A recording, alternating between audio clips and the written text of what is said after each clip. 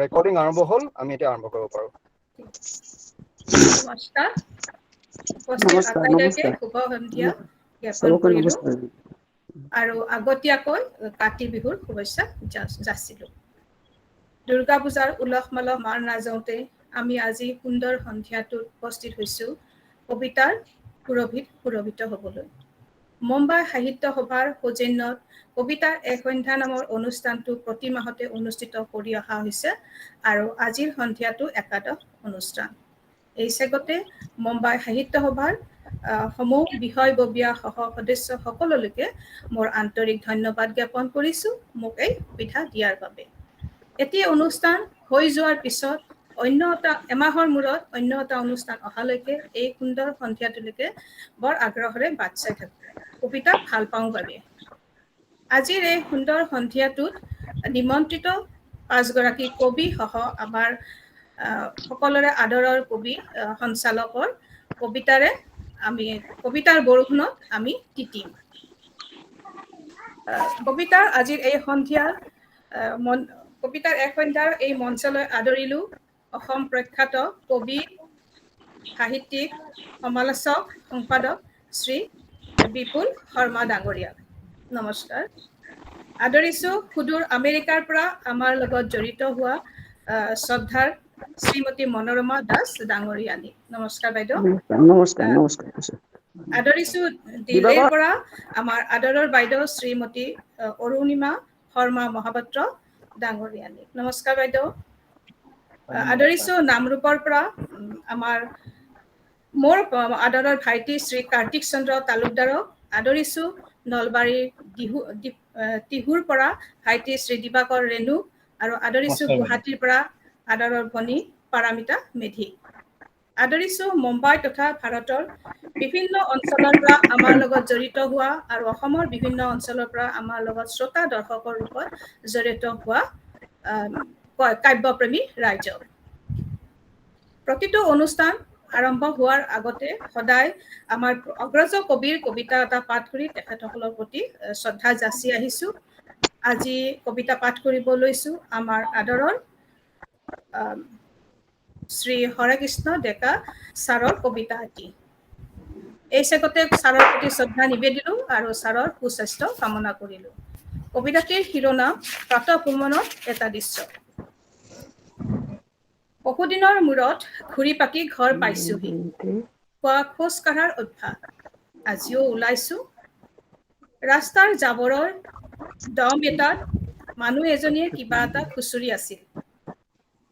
জাবৰৰ উৎকট গোন্ধ নাকত ৰুমাল ললোঁ।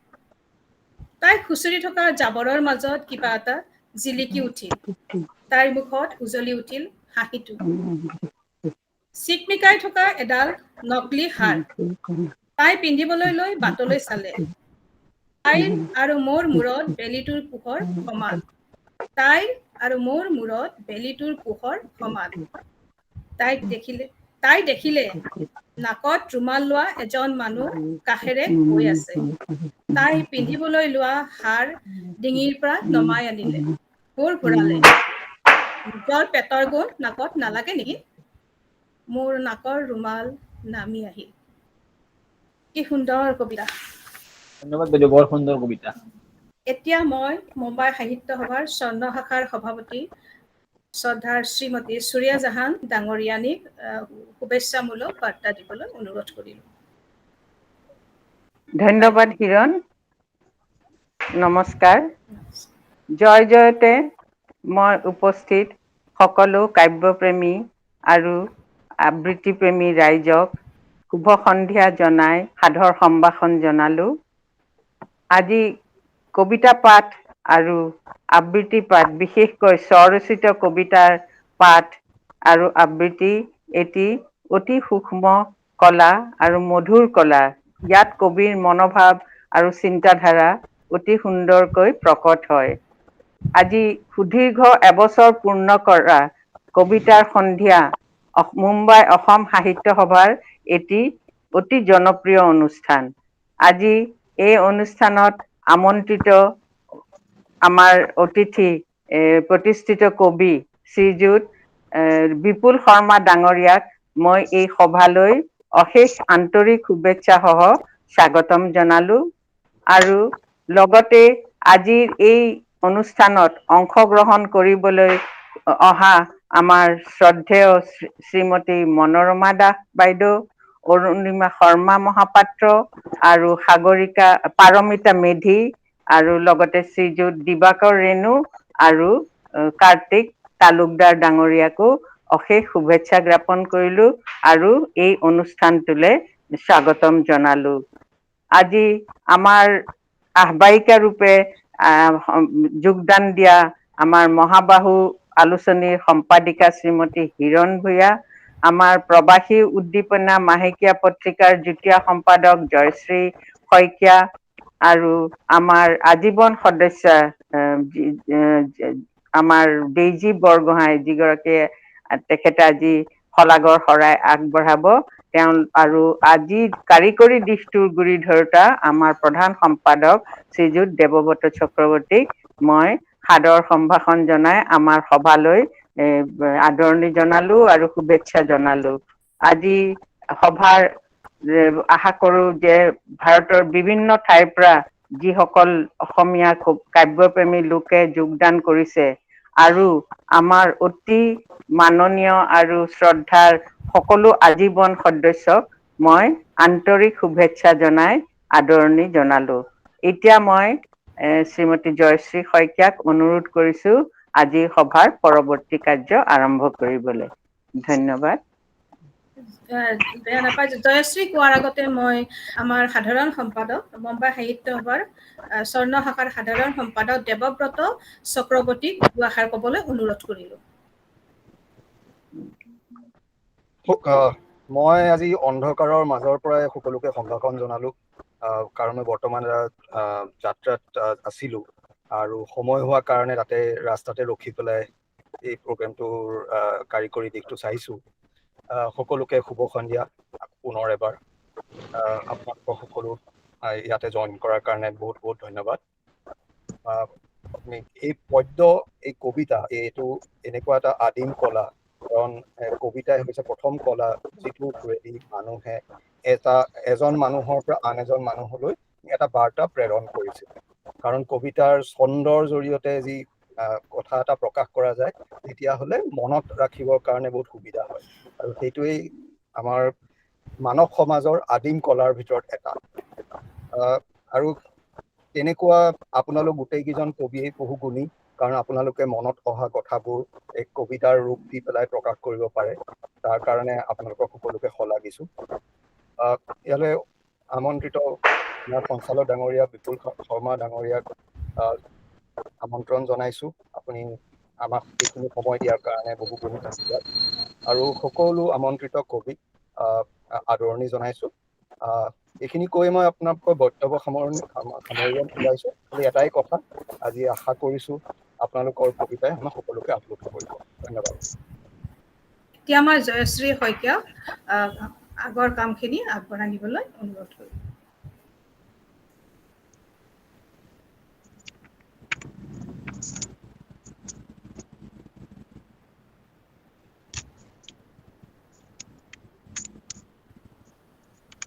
জয়শ্ৰী বন্ধ হৈ আছে।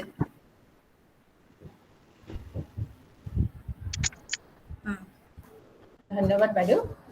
মই সৰ্বপ্ৰথমে আমাৰ মুম্বাই স্বৰ্ণ শাখাৰ সভাপতি জাহান বাইদেউলৈ মোৰ শ্ৰদ্ধাপূৰ্ণ নমস্কাৰ আগবঢ়াইছোঁ। আজিৰ কবিতাৰ এসংখ্য অনুষ্ঠানত অংশগ্ৰহণ কৰা সকলো ভাষা সাহিত্যপ্ৰেমী লোক, সুদূৰ আমেৰিকাৰ পৰা মানে সমগ্ৰ বিশ্বৰ পৰা যিমান লোকে আমাৰ লগত অংশগ্ৰহণ কৰিছে পৰোক্ষ বা প্ৰত্যক্ষভাৱে, সকলোকে মই স্বাগতম জনাইছোঁ। আজিৰ আমন্ত্ৰিত আমাৰ সন্ধিয়া অনুষ্ঠানৰ বাবে প্ৰতিষ্ঠিত কবি সমালোচক বিপুল শৰ্মা ডাঙৰীয়াক মই শ্ৰদ্ধাপূৰ্বকভাৱে নমস্কাৰ জনাইছোঁ। লগতে আজিৰ অনুষ্ঠানত অংশগ্ৰহণ কৰিবলৈ স্বইচ্ছাৰে আগবাঢ়ি অহা আমাৰ 5 গৰাকী সন্মানীয় কবি, ক্ৰমান্বয়ে পাৰমিতা মেধি গুৱাহাটীৰ পৰা, মনোৰমা দাস বাইদেউ আমেৰিকাৰ পৰা, সন্মানীয় দিবাকৰ ৰেণু নলবাৰীৰ পৰা, অৰুণিমা শৰ্মা মহাপাত্ৰ দিল্লীৰ পৰা, কাৰ্তিক তালুকদাৰ নামৰূপৰ পৰা আপোনালোক সকলোকে মই আন্তৰিক শ্ৰদ্ধা সহকাৰে নমস্কাৰ জনাইছোঁ।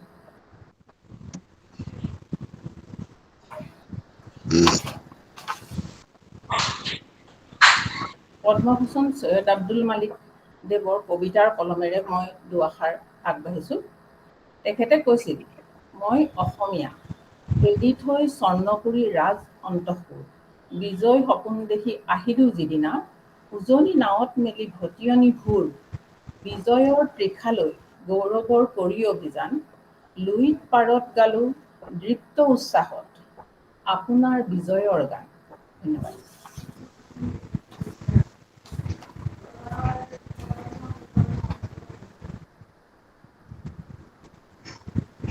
আজি আমাৰ সন্ধিয়াৰ এই কবিতা অনুষ্ঠানৰ বাবে সকলো কাব্যপ্ৰেমীসকলৰ সুবিধাৰ কাৰণে আমাক উপকৃত হ'বৰ বাবে আমি শ্ৰীযুত বিপুল শৰ্মা ডাঙৰীয়া, তেখেত এজন প্ৰতিষ্ঠিত কবি আৰু সমালোচক, তেখেত এক সাহিত্যিক, এক উদীপ্ত সাংবাদিক বুলি ক'ব পাৰি তেখেতৰ দৰদী লিখনি বহু আগশাৰীৰ কাকতত সময়ে সময়ে প্ৰকাশিত হৈছে। তেখেতৰ প্ৰখৰ স্মৃতিশক্তিৰ বাবে আৰু এক নিৰ্ভীক সমালোচক, অসমৰ বিভিন্ন সময়ত চলি থকা জ্বলন্ত সমস্যাবোৰ বহু কাকতত সময়ে সময়ে ৰাইজক অতি শুদ্ধ আৰু নিস্বাৰ্থভাৱে তেখেতে অৱগত কৰি আহিছে। নিজৰ দেশক ভাল পোৱা শৰ্মাদেৱক আজি আমাৰ মাজত পাই আমি ধন্য হৈছোঁ।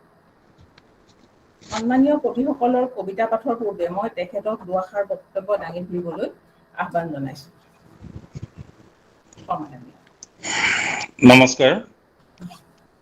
স্বৰ্ণ সাহিত্য সভাৰ আটাইবোৰ কৰ্মকৰ্তা, সদস্যা আৰু সাহিত্যপ্ৰেমী আটাইখিনিকে নমস্কাৰ জনাই মই অলপমান আৰু চমু বক্তৃতা 7-8 মিনিটমান সময় ল'ব আৰু একেবাৰে কম্পেক্ট কৰি পেলাই কেৱল অসমীয়া কবিতাৰ তাৰ মানে যিখিনিত তাৰ মানে আমাৰ মহেশ্বৰ নেওগ ছাৰ, সত্যেন্দ্ৰনাথ শৰ্মা ছাৰ এইবিলাকে যিখিনিত এৰিছিল, সেই পাঠ্যপুথিখিনিয়ে য'ত শেষ কৰিছে, পাঠ্যপুথিৰ তাৰমানে অন্তৰ্ভুক্ত ৰচনাবিলাকত অসমীয়া কবিতা শেষৰ ফালে পাৰিলে হীৰেণ ভট্টাচাৰ্যতে এৰি থ'ব খোজে, যেন তাৰ পিছত আৰু 50 বছৰৰ অসমীয়া কবিতাত একো হোৱাই নাই। আৰু আজিকালি 2-4খন তাৰমানে ৰচনাত আমাৰ সনন্ত তাঁতী, সমীৰ তাঁতী ইমানখিনিলৈ আহে। তাৰ পিছত কিন্তু আৰু আগবঢ়া নাই আজিলৈকে। এইটো বৰ আমাৰ বিশ্ববিদ্যালয়ৰ বা কলেজৰ অধ্যাপক অধ্যাপিকাসকলে কিয় ভবা নাই যে ইয়াৰ পিছৰ 50টা বছৰতনো অসমীয়া কবিতাত কি হৈছে, কি হোৱা নাই, কিয় ভবা নাই, এইটো মানে নাজানো, কিন্তু এইটো ভাবিবলগীয়া কথা এটা। ঠিক তেনেকে যদি আমি চাওঁ যে এটা য'ত অম্বিকাগিৰি ৰায়চৌধুৰী, জ্যোতিপ্ৰসাদ আগৰৱালা এইসকলৰ কবিতাৰ মাজেৰে এওঁলোকে যিটো মানে বিপ্লৱৰ বাণী জাতীয় সত্তা এটাক জগাই তুলিবৰ কাৰণে কবিতাক যিটো অস্ত্ৰ হিচাপে ব্যৱহাৰ কৰিছিলে, সেই ভাষাটো 70ৰ দশকত মোলায়েম ৰূপত আহিল সেই বিপ্লৱৰ বাণীটো। তাৰপিছত আমি যদি অম্বিকাগিৰি ৰায়চৌধুৰীৰ যদি মানে আমি ভাষাটো যদি চাওঁ যে মই বিপ্লৱী, মই তাণ্ডৱী, মই কাল বিজয়ী বিপ্লৱী, মই কাল বিনাশী তাণ্ডৱী, আজি বিপ্লৱ তোলকত তাণ্ডৱ তোলকত, সৃষ্টিৰ স্নায়ু ধুনাধুন কৰি উতলি উঠিছে বিপ্লৱ, মোৰ উতলি উঠিছে বিপ্লৱ, তাতে তোলো নেকি তাণ্ডৱ, মোৰ তাতে তোলো নেকি বিপ্লৱ। এই ভাষা পৰিমিত সুৰত মোলায়েমভাৱে আহিল ৰবীন্দ্ৰ চৰকাৰৰ কবিতাত। ৰবীন্দ্ৰ চৰকাৰে কিন্তু ক'লে কেনেকে যে বুদ্ধৰ ভংগীত থিয় হৈ থকা গছজোপাই মোক আজিও ছাঁ দিয়ে, নোসোধে মোক মোৰ জাতি ধৰ্ম বৰ্ণৰ পৰিচয়, কাৰণ গছে বেদ বাইবেল কোৰাণ নপঢ়ে, গছ মানুহৰ দৰে নাঙঠ হ'ব নাজানে। এইটো ৰবীন্দ্ৰ চৰকাৰৰ 70ৰ পদাতিক মানে কবিতা পুথিখনৰ অন্তৰ্ভুক্ত। তো এই যে হেৰিটো সলনি হ'ল, মানে ভাষাটো মানে কঠিন শব্দৰ সলনি যে কোমল শব্দৰ দ্বাৰাইও তাৰ মানে কঠিন ৰূপ এটা যে দেখুৱাব পাৰি কবিতাৰ, যিটো আটাইতকৈ সফলভাৱে আগবাঢ়ি গ'ল আমাৰ হীৰেণ ভট্টাচাৰ্যৰ বহু কবিতা, দেশ বুলিলে আদেশ নেলাগে, মোৰ তুমৰলিতে যত্তক বগাই উঠে হেজাৰ এটা ৰুণুৱা ঘোঁৰা।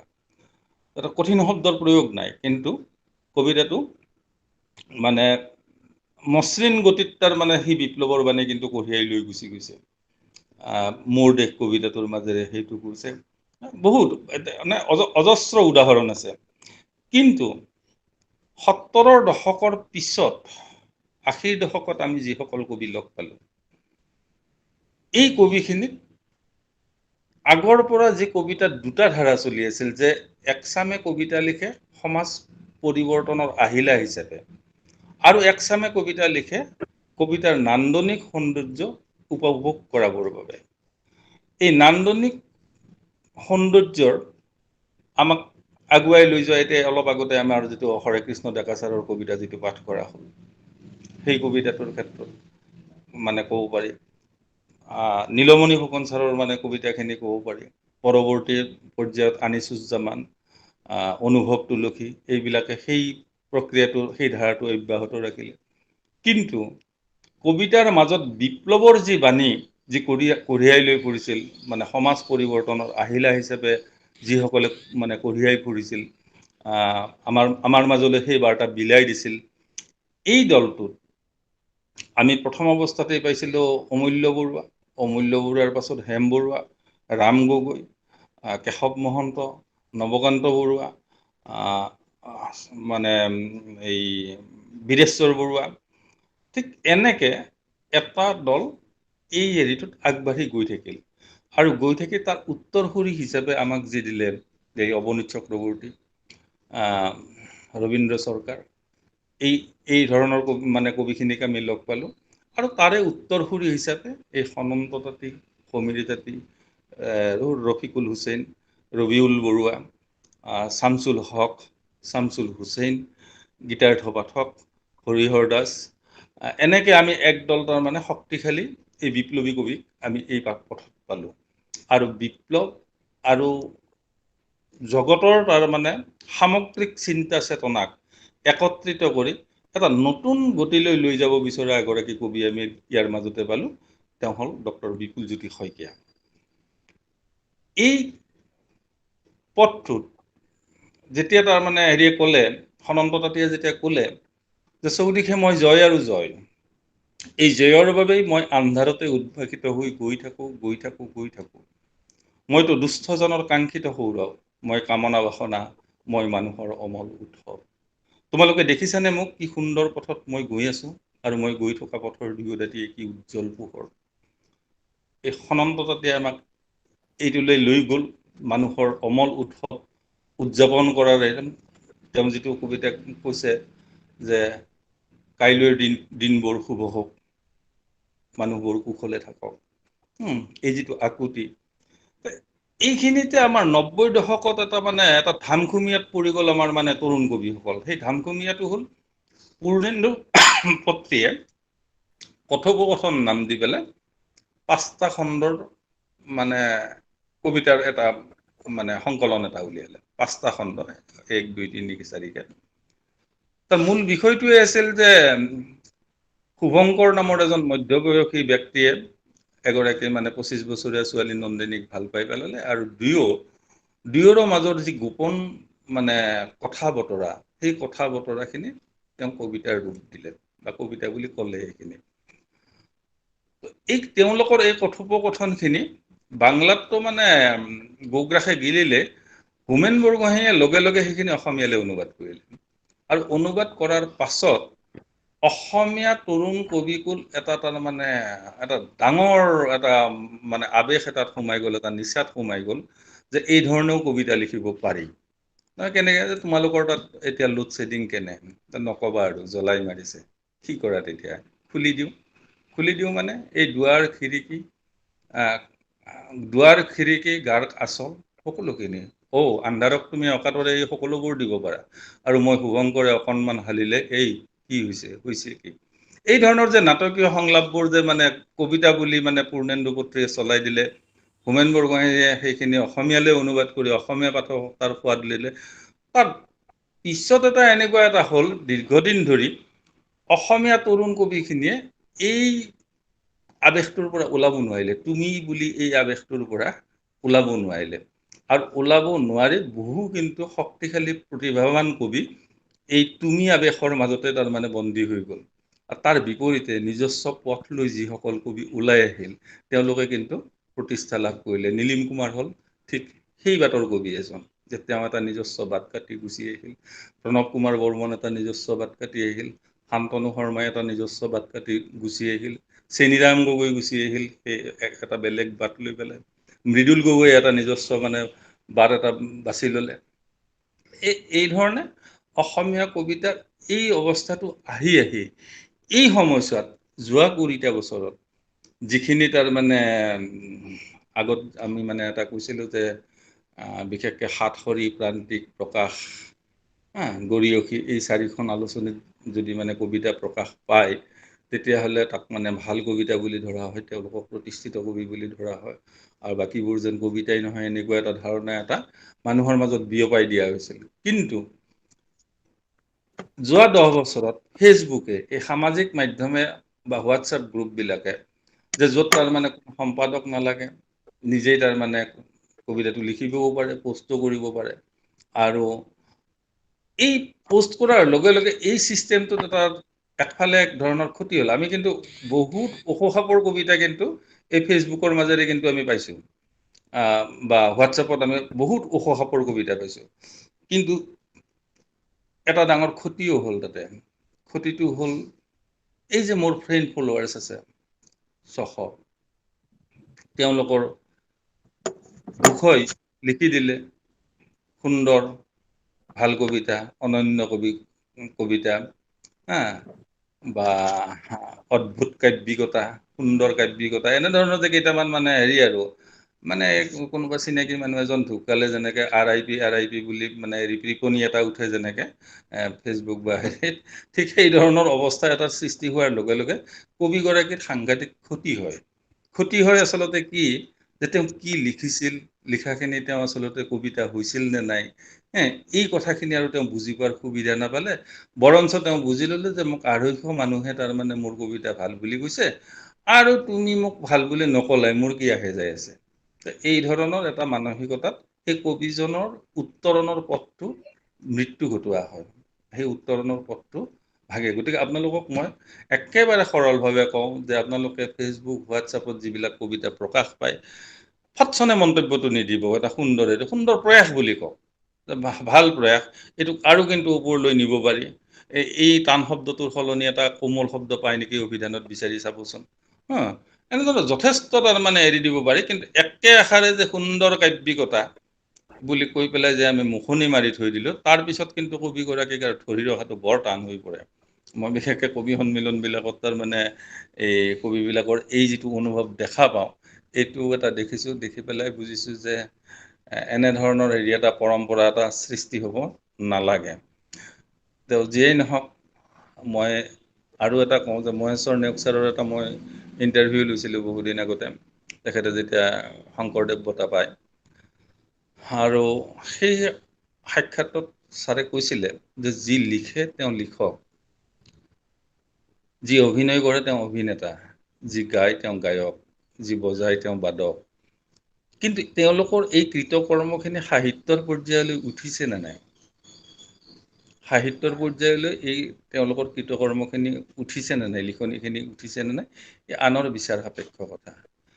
বাদকজনৰ বজোৱাৰ কৌশলটো, তেওঁৰ সেই ক্ষেত্ৰত তেওঁ থকা অধ্যৱসায়, তেওঁৰ ডেডিকেশ্যন, ত্যাগ, এই গোটেইখিনি শিল্পৰ পৰ্যায়লৈ গৈছে নে নাই, সেই আনৰ বিচাৰ্য কথা। নিজে নিজে আমি যেতিয়া লেবেল এখন মাৰি দিওঁ যে মই সাহিত্যিক, মই শিল্পী, মই কবি, তেতিয়া কিন্তু আচলতে এই সামগ্ৰিক এই বিষয়বিলাকৰ যিটো মানে ধ্যান ধাৰণা, যিখন মানে ব্যপ্ত যিখন মানে পৃথিৱী, সেই পৃথিৱীখনক আচলতে আমি একো একোটা আঘাত কৰোঁ। সাধাৰণভাৱে এটা কথা কেতিয়াবা ভাবি চাবচোন, যে এই শিশু শিল্পী আৰু তেওঁ গান বাজনা কৰাৰ তাৰ মানে বা নাচ গানৰ মানে কিবা এটা মানে প্ৰয়াস এটা কৰিছে, অভিনয়ৰ প্ৰয়াস এটা কৰিছে, তেওঁক যদি আজি শিশু শিল্পী বুলি আমি কৈ থৈ দিওঁ, হা, বা অন্য এজন গায়কক এইবাৰ শিল্পী আমুকে, আৰু আজিকালি নিজে নিজে কয় যে হেৰি আমি শিল্পীবিলাকৰ এইবিলাক দুৰৱস্থা, আমুক হৈছে তামুক হৈছে, মই একো স্বীকৃতি পোৱা নাই, হয়নে? আমি তেওঁক যেতিয়া এই কথাটো কওঁ, আমি ভূপেন হাজৰিকাৰ ক্ষেত্ৰত আমি কি ক'ম? ৰূপকোঁৱৰ জ্যোতিপ্ৰসাদ আগৰৱালাৰ ক্ষেত্ৰত আমি কি ক'ম? বিষ্ণু ৰাভাৰ ক্ষেত্ৰত বা ফণী শৰ্মাৰ ক্ষেত্ৰত আমি কি ক'ম? তেওঁলোকৰ কাৰণেতো কিবা এটা থাকিব লাগিব যে তেওঁলোক যে ডিফাৰেণ্ট, মোতকৈ যে তেওঁ ডিফাৰেণ্ট, এই কথাটো অন্তত বুজাবৰ কাৰণে মই কবি বুলি কোৱাৰ লগে লগে অসমত দুগৰাকী কবিয়েই তাৰমানে গৰ্ব সহকাৰে নিজকে কবি বুলি কৈছিল। এজন হ'ল দেৱকান্ত বৰুৱা আৰু এজন হ'ল হীৰেণ ভট্টাচাৰ্য। দেৱকান্ত বৰুৱাই কৈছিল যে মই কবি দেৱকান্ত, যৌৱনৰ বিয়লি বেলিকা, বাটৰ কাষত বহি সপোন দেখিছো মাথো, অন্তহীন বিফল বাটৰ। এইটো আছিল দেৱকান্ত বৰুৱা। আৰু হীৰেণ ভট্টাচাৰ্যই কৈছিল যে পুতলা নৈৰ সোঁতত হাত থলেই বুজিবা হীৰেণ নামৰ কবিৰ অনুভূতি। আৰু তাৰ বাহিৰে কিন্তু সেই সময়ছোৱাৰ কিন্তু কোনো কবিয়ে নিজকে আৰু মানে কবি বুলি কোৱা নাই, আৰু তেওঁলোক প্ৰকৃতাৰ্থত কবি হয়ও, দুয়োগৰাকীয়ে কবি হয়। কিন্তু আমি কিন্তু এতিয়া এই যোৱা 10টা বছৰত এই যে সম্পাদকবিহীন, নিয়ন্ত্ৰণবিহীন এখন তাৰ মানে সমাজৰ যিখিনি লেখক লেখিকা পালো, এইখিনি কিন্তু নিজকে আমি কবি বুলি পৰিচয় দিবলৈ অকণমানো মানে পিছ হুহুকি নাহো। বিনা দ্বিধাই কৈ দিব পাৰোঁ। মই আপোনালোকৰ ওচৰত কৰজোৰে ক্ষমা বিচাৰি মই আৰু এটা কথা কওঁ, এই যে মোৰ কবিতা পুথি এখন প্ৰকাশ হ'ব, এই যে হেৰিখন লগাই দিলোঁ পিছফালে যে মানে বেনাৰখন যে লগাই দিলোঁ, সেই বেনাৰখনত যিটো তাৰমানে আমাৰ লগাই দিব যে ধুনীয়াকৈ বেনাৰখনত যে আমুকৰ কাব্য গ্ৰন্থ, সিদিনা এগৰাকী লেখকে মানে হেৰি কবি এগৰাকীয়ে পাতনি লিখিবলৈ আহি পেলাই মোক জোৰ দিলে যে তেওঁৰখনতো হেৰি নৱকান্ত বৰুৱাৰ মোৰ দেশতকৈ মানে ডাঙৰ, গতিকে তেওঁৰখন মহাকাব্য কিয় নহয়? এই প্ৰৱণতাটো যিমানে এৰিব পাৰি সিমানেই মংগল। কিন্তু কবিতাৰ মৃত্যু নাই, আৰু মৃত্যু এইকাৰণে নাই যে মানুহে মৰণৰ সময়তো তাৰমানে কবিতাক লগত লৈ যাব খোজে, আৰু সেইকাৰণে মৃত্যুমুখী মানে মৰণ যাত্ৰীজনকো সি ভাগৱত, গীতা, কোৰাণ যিকোনো নহওক, সেই যে পবিত্ৰ বাণীবোৰ যে মানে শুনাই থকা হয়, সি আচলতে একেবাৰে কথা কবিতাকেই তেওঁলোকৰ মাজেৰে মানে এই অনন্ত ধামলৈ যাত্ৰী সংগী হিচাপে যাত্ৰা কালত দি দিয়া হয়। ধন্যবাদ, আটাইলৈ শ্ৰদ্ধা যাচি সামৰিছোঁ। এটা কবিতা শুনালে ভাল লাগিল হয়। কবিতা এটা মাতি দিয়া, বিপুল কবিতা এটা মাতি কবিতা দিয়া। এটা হেৰি আমাৰ জয়শ্ৰী বাইদেৱে উল্লেখ কৰা সেইটো মাতো নেকি? মোৰ কি আছিল সেইটো? এইটো মালিক ছাৰৰ আছিল। দিওঁ নেকি গোটেইটো মাতে? নহয়, আপোনাৰ স্বৰচিত কবিতা আমি শুনিব নিজৰ বিচাৰিম। মোৰ স্বৰচিত কবিতা মনতেই নাই, এটাও মনত। আছে মই মানে বেলেগ যদি মোক এটা ধৰি দিয়ে বোলে হেম বৰুৱা লাগে, নৱকান্ত বৰুৱা লাগে, আব্দুল মালিক লাগে, কেশৱ মহন্ত আপোনাৰ লাগে, যি মই ভাল লাগে, আপোনাৰ যি ভাল লাগে ক'বলৈ, এইখিনি মুহূৰ্তত আপোনাৰ যি ক'ব মন গৈছে। আচ্ছা, মই কেশৱ মহন্তৰ এটা কবিতা কেশৱ মহন্ত ধুনীয়া গান এটা আছে, কবিতা আছে। কেশৱ মহন্তৰ এই কবিতাটো 1958 চনত ৰামধেনুত লিখা, মাৰ্চ সংখ্যাত প্ৰকাশিত হৈছিল। 1958 মাৰ্চ, ৰামধেনু। এইটো সঞ্জিৰা মাহিৰ নাৰী, এই নাৰীটো কিন্তু মানে দন্ত্যা ন আকাৰ আৰু ৰ দীৰ্ঘইকাৰটো নহয়, দৈৰ যিটো সেইটোত দীৰ্ঘইকাৰ, নাৰী, the pulse of Sanjira aunty, মানে সঞ্জিৰা মাহিৰ নাৰী, এই নাৰীটো হ'ল pulse, the pulse of Sanjira aunty. এনে মানে মই কেতিয়াবা পঢ়িলে কবিতাটো বহুতে মানে নাৰী মানে সেই নাৰী আৰু ওমেন বুলি মানে বুজি থৈ দিয়ে, হা, সেইটো নহয়, এইটো পালছ। ভালেদিন হৈ গ'ল জিলালে অহা নাই সেইজনী সঞ্জিৰা মাহী, যাৰ মুগাৰ মেখেলা পিন্ধা উদং ভৰিত খম খম খোজ, যাৰ ব্লাউজ নোহোৱা দেহা কেৱল ৰিহাৰে থকা মাগুৰ গৰম, যাৰ পুৰুষৰ মন গলে বুলি জুইলা গলাই লেপি কোলা কৰা দিব পাৰি দাঁত, যাৰ ফটাকানি সোপাহীন কেৱল চুলিৰ খোপা কলদিল হেন আৰু অৰুণিৰে থকা, কাৰোবাৰ জীয়েকৰ চাদৰ ববলে তৰা জিতাত খনি সোণজিৰা মাহীজনী তাৰেই পুৰণি তামোলৰ পিক মাৰি পৰৰ মাটিত মহাদেৱে চাই লৈ যি বোকাখিনি সোণজিৰা মাহীজনী তাৰেই ৰোৱনী কপাহী মেখেলাখনি যাৰ ৰং বগা আধাৰো অধিক তাৰ বোকাৰেই ঢকা ঢেঁকী তাঁত পথাৰৰ কামজাৰ কলিয়াৰ বাহি সদায় উঠত যাৰ লাগি থাকে তামোলৰ ৰাগি লগা মুখ তোল মিচ হাঁহি সেইজনী লচপচ সোণজিৰা মাহী পেটৰ জোৰণি যদি এমুঠি লখিমী হয় বুকুৰ জোৰণি হ'ব একেদিনাই শেষ হয় যদি 12 আশী কঠীয়াৰ ভূঁই তথাপিও ভঁৰালতে মুঠিও নাই যাৰ ৰাহি যোৱাবেলি বহাগতে মাতিছিলোঁ আমি মাহী বিয়াত নাহিলি নাই এইবেলি বিহুতেই লগে ভাগে এসাঁজ খাবলৈ সকলোৱে আশা পালি আছে মাহীৰ নহ'ল অহা তাৰো হেনো ঢেৰ কথা আছে টিংৰাই তৰণিৰ তিনিপুৰা মাটি বছৰটো খাটি যিখিনি ভাগত পৰে তাৰে হেনো শাওনতে টেকেলি কাটি বাকী 4 মাহ কি কম ধিক্কাৰ লাগে এনেদৰে জীয়াতকৈ মৰাই ভাল বুলি ভাবিলেও খেতি কৰে ঘূৰি বছৰত নহ'লেনো বাৰু মৰো বুলি নাৰ্জিলে জিলে খাব কি আৰু হেনো ঢেৰ অসুবিধা নাও বুৰিলেও যিসকল নামে টিঙৰ পৰা সিসকল শিঙতে খিৰোৱা এইবোৰ কথা কাক কম কোনে পঠিয়াব সেয়ে আচলতে ৰাতিৰ কলেজ পঢ়ি BA পাছ কৰা আৰু পিয়নৰ জলমেৰি কেৰাণীৰ কলমত ধৰা এবছৰো হোৱা নাই জানা দৰমহা সৰ্বমুঠ 97 টকা 8 অনা 25 ত্যাগী যোৱা বয়সৰ 6 বছৰ হ'ল 3 কুৰি বছৰৰ তিতাকে হাঁখাই আইৰ বৰ্মন গ'ল পুতেকৰ ঘৰ পাতি দিয়ে সেই হাতত যদিও নাই জমা বিয়াৰ ধাৰো নাই কমা তথাপিও ঘৰৰ মানুহজনী মৰমতে কমা এনেতে হঠাৎ চকামকা দেখা পালো সোণজিৰা মাহী হাঁহি সুধি দিলো মাহী টকা পালি ক'ত তত ল'ব পাই ঠিতা দহে খালি টকা ব্যথা ঢাকি কথা কোৱাত পকা মাহীজনীক দেখা নাই কাহানিও চকু পানী টকা সেয়ে সুধি দিলো মাহী আজি দেখো কথাবোৰ ঠোকাঠুকি তোৰ মোৰ বুলি কৈ মাহীয়ে কান্দিলে আৰু ক'লে বিয়াতো নহল অহা কোনদিনা চকু মুদো তাৰো ঠিক নাই তাকে ভাবি উচ পিচ লাগি তোকেই খুজিছিলো টকা পিছে ভয় হ'ল তই জানো ধাৰ কৰি ধন দি পঠাও সেই ভয়তেই সোণৰ কাৰণে থোৱা মাচুলখিনিকেই মহাৰৰ পৰা গৈ জোৰেৰে আনিলো সোণক পঢ়াব লাগে মহাৰৰ এই আশা ৰাখিবৰ বাবে বৰলৰা দেউতাকনক নি পৰৰ ঘৰত হালোৱা ৰাখিছো তাৰো আৰু হয়তো কিবা ক'বলৈ আছিল ঠিক তেনেতে আহিল প্ৰফেচাৰ শ্ৰী দীননাথ বৰা একেলগে স্কুলত পঢ়া পাইছনে কংগৰ খবৰ লুমুম্বাৰ মৰা পোনাটিকো সিহঁতে চাবলৈ নিদিলে পলিন লুমুম্বাজনী শকতে বাউলি পাইছনে কংগৰ খবৰ মাহীজনী থৰ লাগি ৰ'ল কংগো কি লুমুম্বা কোন খাইনে কাণত পিন্ধে মাহীয়ে নাপায় পকে গম তথাপিতো এইমাত্ৰ অহা এষাৰ কথাই আছে বাৰে বাৰে বুকুতে খুন্দিয়াই কোন বাৰু সেই মাক তাৰ কোন জানোচা কোনোবা সিহঁতো মৰি আহোঁ ধন্যবাদ বঢ়িয়া বঢ়িয়া বঢ়িয়া বৰ ভাল লাগিল কবিতাটোতো এনেই ভাল আপোনাৰ কণ্ঠত আকৌ ভাল লাগিল ঠিক আছে এইখিনিৰে মই ধন্যবাদ আপোনালোকে পাৰিলে শুভেচ্ছা জনাই পৰৱৰ্তী কাৰ্যসূচী চলাই নিবলৈ অনুৰোধ অশেষভাৱে ধন্যবাদ আপোনাক চিনি পোৱা মানুহ এই আজিৰ সন্ধিয়াটোত বহুখিনি উপস্থিত আছে তথাপিও মই ৰাইজৰ জ্ঞাতাৰ্থে জনাই দিছোঁ এখেত নেশ্যনেল হেৰল্ড কবিতা কাকতখনৰ দিল্লীৰ পৰা যিখন প্ৰকাশিত হৈছিল তাৰ উত্তৰ পূবৰ সাংবাদিক আছিল এসময়ত জন্মস্থান তেখেতৰ নলবাৰী আছিল নলবাৰীতে হাইস্কুলীয়া শিক্ষা গ্ৰহণ কৰিছিল যদিও গুৱাহাটীত তেখেতে সমাপ্ত কৰে আৰু বৰ্তমান গুৱাহাটীৰ স্থায়ী বাসিন্দা তেখেতৰ ইতিমধ্যে প্ৰকাশ পোৱা কিতাপকেইখনৰ নাম মই এবাৰ ৰাইজক আগত জনাই দিছোঁ সময় শব্দ আৰু জীৱন শব্দৰ সন্ধানত ধূলিয়াৰী গতি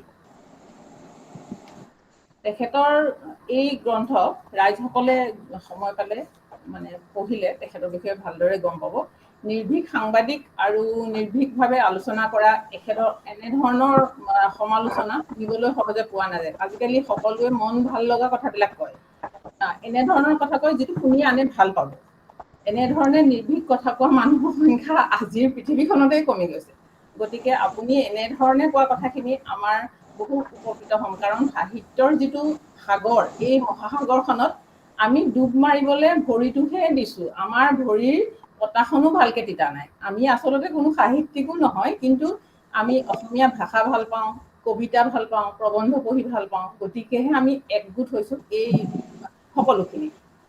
গতিকে আপোনাক পুনৰ ধন্যবাদ জনাই মই আজি সন্ধিয়াটো আগবঢ়াবলৈ প্ৰয়াস কৰিছোঁ। আজি আমাৰ প্ৰথমগৰাকী কবি হৈছে সন্মানীয় পাৰমিতা মেধি, গুৱাহাটীৰ পৰা। এখেত কৃষি বিভাগৰ স্নাতক আৰু 10 বছৰ বাগানৰ সহকাৰী পৰিচালক হিচাপে কাম কৰিছিল। তাৰ পাছত তেখেতে মেনেজমেণ্টৰ স্নাতকোত্তৰ ডিগ্ৰী লৈ ডাউনটাউন ইউনিভাৰ্চিটিত অলপ কেইবছৰমান চাকৰি কৰাৰ পাছত বৰ্তমান গুৱাহাটী বিশ্ববিদ্যালয়ৰ সংস্থাপক বিষয়া। তেখেতৰ সাহিত্য চৰ্চা ছাত্ৰ জীৱনৰ পৰাই আৰম্ভ হৈছে। বিভিন্ন কাকত আলোচনীত ইতিমধ্যে বহু কবিতা প্ৰবন্ধ তেখেতে প্ৰকাশ পাইছে।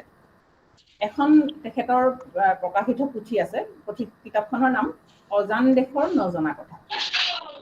শ্ৰীমতী পাৰমিতা মেধি, মই আপোনাক আজিৰ আমাৰ এই কবিতা সন্ধিয়া অনুষ্ঠানৰ মঞ্চলৈ সাদৰেৰে নিমন্ত্ৰণ জনালোঁ। ধন্যবাদ বাইদেউ, ধন্যবাদ। নমস্কাৰ। উপস্থিত সদৌতিলৈ শাৰদীয় অভিনন্দন জনালোঁ। অসম সাহিত্য সভা মুম্বাই স্বৰ্ণ শাখাৰ দ্বাৰা আয়োজিত কবিতাৰ এসন্ধ্যা অনুষ্ঠানটোত কবিতা পাঠ কৰিবলৈ সুযোগ পোৱাৰ বাবে মই নথৈ এই চেগতে হিৰণ বাইদেউক অশেষ ধন্যবাদ জনালোঁ। অনুষ্ঠানটোৰ সঞ্চালক মহোদয় আৰু পৰিচালিকা মহোদয়ালৈ আন্তৰিক অভিনন্দন জ্ঞাপন কৰি মই কবিতাটো পাঠ কৰিবলৈ লৈছোঁ। মোৰ কবিতাৰ শিৰোনামা হ'ল তাই হৈ জনম লৈছিল। তাই হৈ জনম লৈছিল। ধাৰাসাৰ বৰষুণ দিছিল। বাৰিষাৰ টোপালবোৰ তাই হৈ সৰি পৰিছিল। ৰৈ ৰৈ দুভাগ নিশা হৈকৈ দুখ ভাঙিছিল। বগৰী জেঙত জেং হৈ এফেৰা জেউতি চৰিছিল। আকুলি বিকুলি চিকমিক বিজুলি হৈ নীলাদ্ৰি ধমকিছিল। তাই উঠিছিল, তাই বহিছিল, তাই শুইছিল, তাই হামিয়াইছিল, তাই টোপনিয়াইছিল, তাই গুণগুণাইছিল, তাই হাঁহিছিল, তাই খেলিছিল, তাইক কৈছিল, তাই শুনিছিল, তাই শুনিয়েই আছিল। বাধ্য হৈছিল তাই, বাধ্য কৰিছিল তাইক শুনিবলৈ। তাই শুনিছিল, তাই শুনিয়েই আছিল। ল'ৰাৰ সংগ নলবি, বজাৰলৈ নাযাবি, ডাঙৰলৈ নাচাবি, ডাঙৰকৈ নাভাবিবি। সকলোৱে বিচাৰে সৰুকৈ থাকিবি। আবোৰত থাকিবি, আচলত অনা বান্ধিবি। শুনি শুনি তাই বোবা হৈছিল, বধিৰ হৈছিল। হৈছিল তাইৰ আৱৰণি, তাইৰ সোঁৱৰণি। আৰু লাহে লাহে তাই নুশুনা হৈছিল, তাই নুবুজা হৈছিল। সময়ে বত ৰিঙিছিল, ফুল ফুলিছিল, উৰিছিল, মেজমেল বহিছিল, আলোচনা হৈছিল। সেউজীয়া পাহাৰৰ বুকুত বাস কৰিবলৈ তাই লৈছিল। জোনাকীৰ মেলত তাই জলপৰীৰ কাহিনী কৈছিল, তাই কাহিনী কৈছিল। শিখৰ তলে তলে যৌৱনমতী ঘূৰাৰ কাহিনী। ঘূৰি ঘূৰি কুকুহা উৰিছিল, ঘৰে ঘৰে সৰি পৰিছিল। তাই বাউলী নহৈছিল, তাই আৰু বগুৱা পাইছিল। তাই এতিয়া দেৱতাৰ শিৰোমণি। ধন্যবাদ।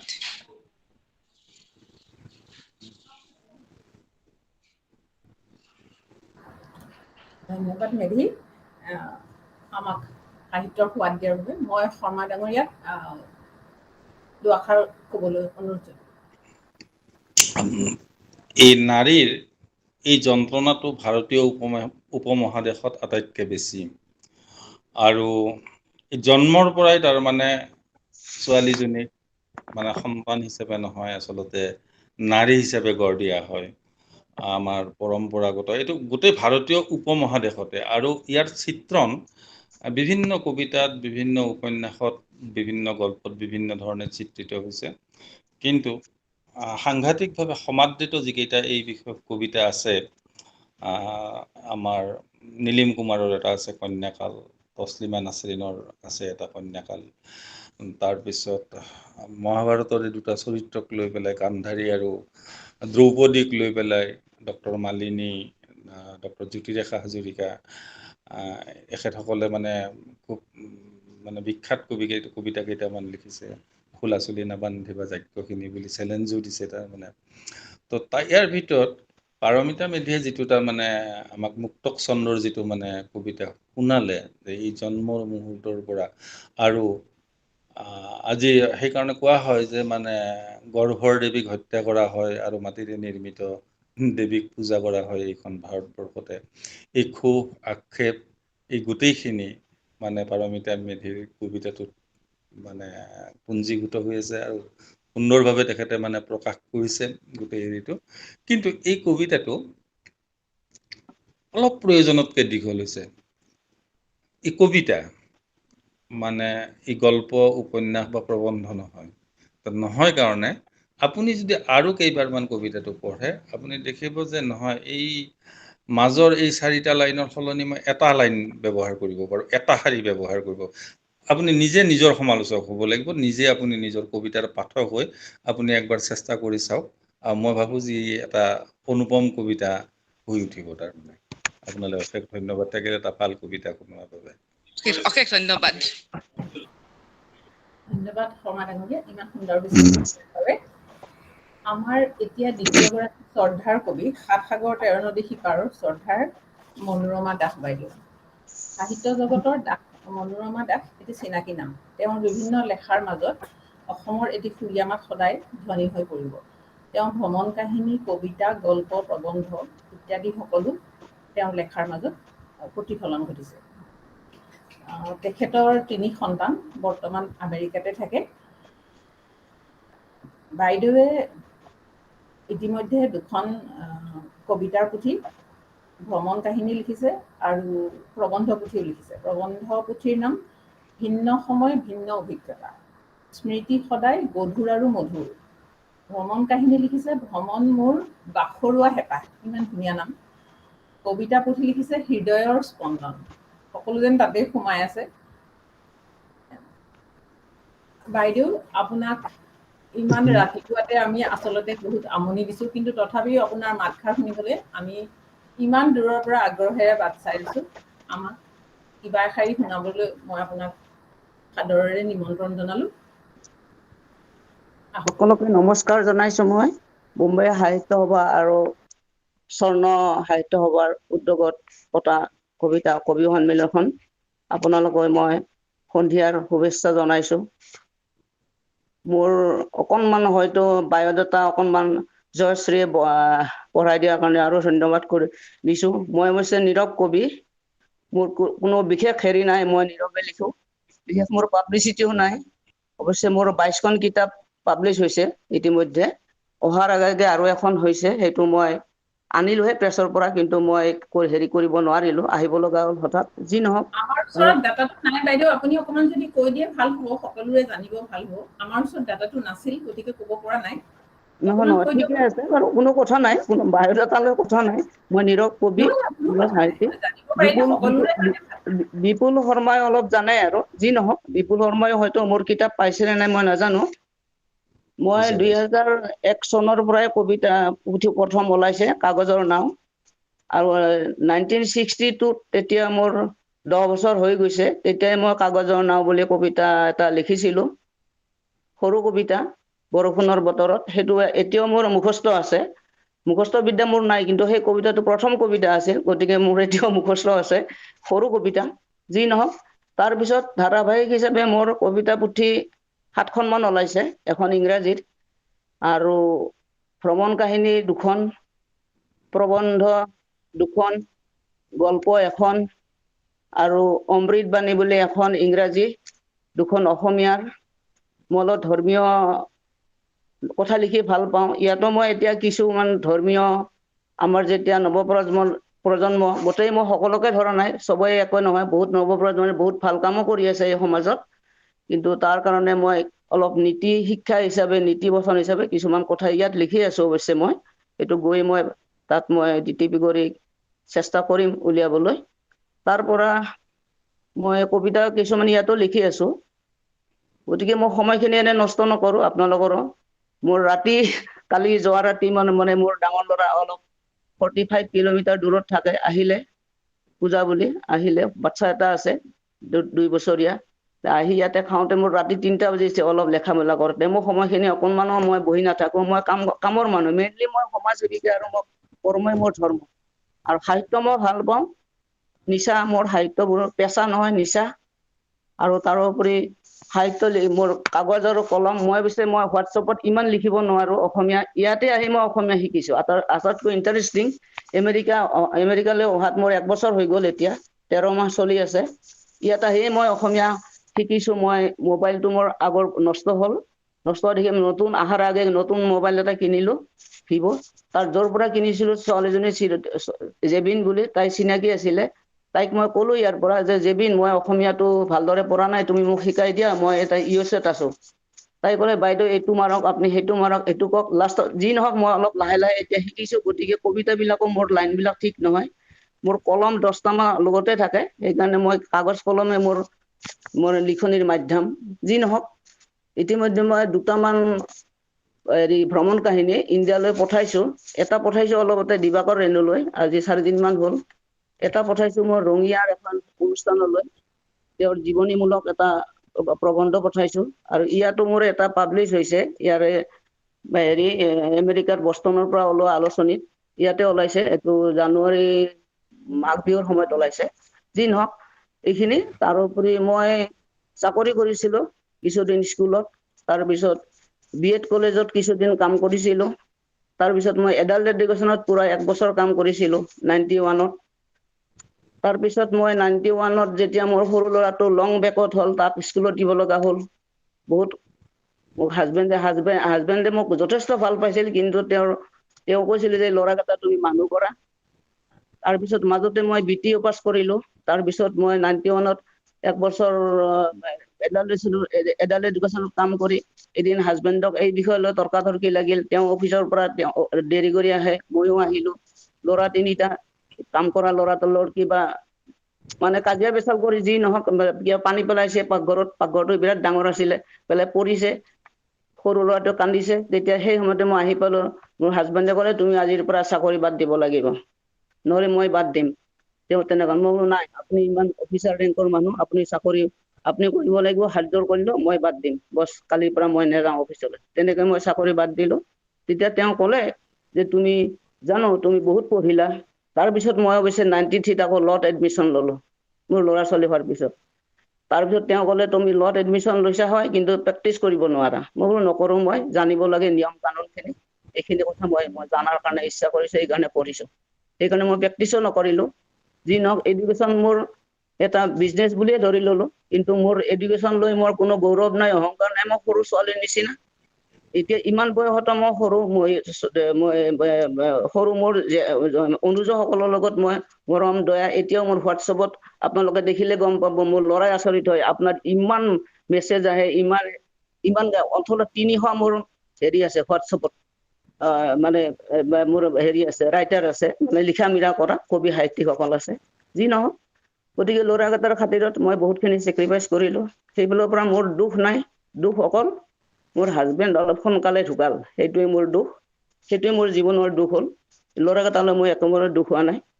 ল'ৰাকেইটা নিজে নিজে পঢ়িলে, নিজে নিজে। মই অকল হায়াৰ ছেকেণ্ডেৰীলৈ পাছ কৰাই দিছিলো মোৰ পইচাৰে, মোৰ হাজবেণ্ডৰ পইচাৰে। তাৰপিছত নিজে নিজে স্কলাৰশ্বিপ লৈ পঢ়ি আহিলে।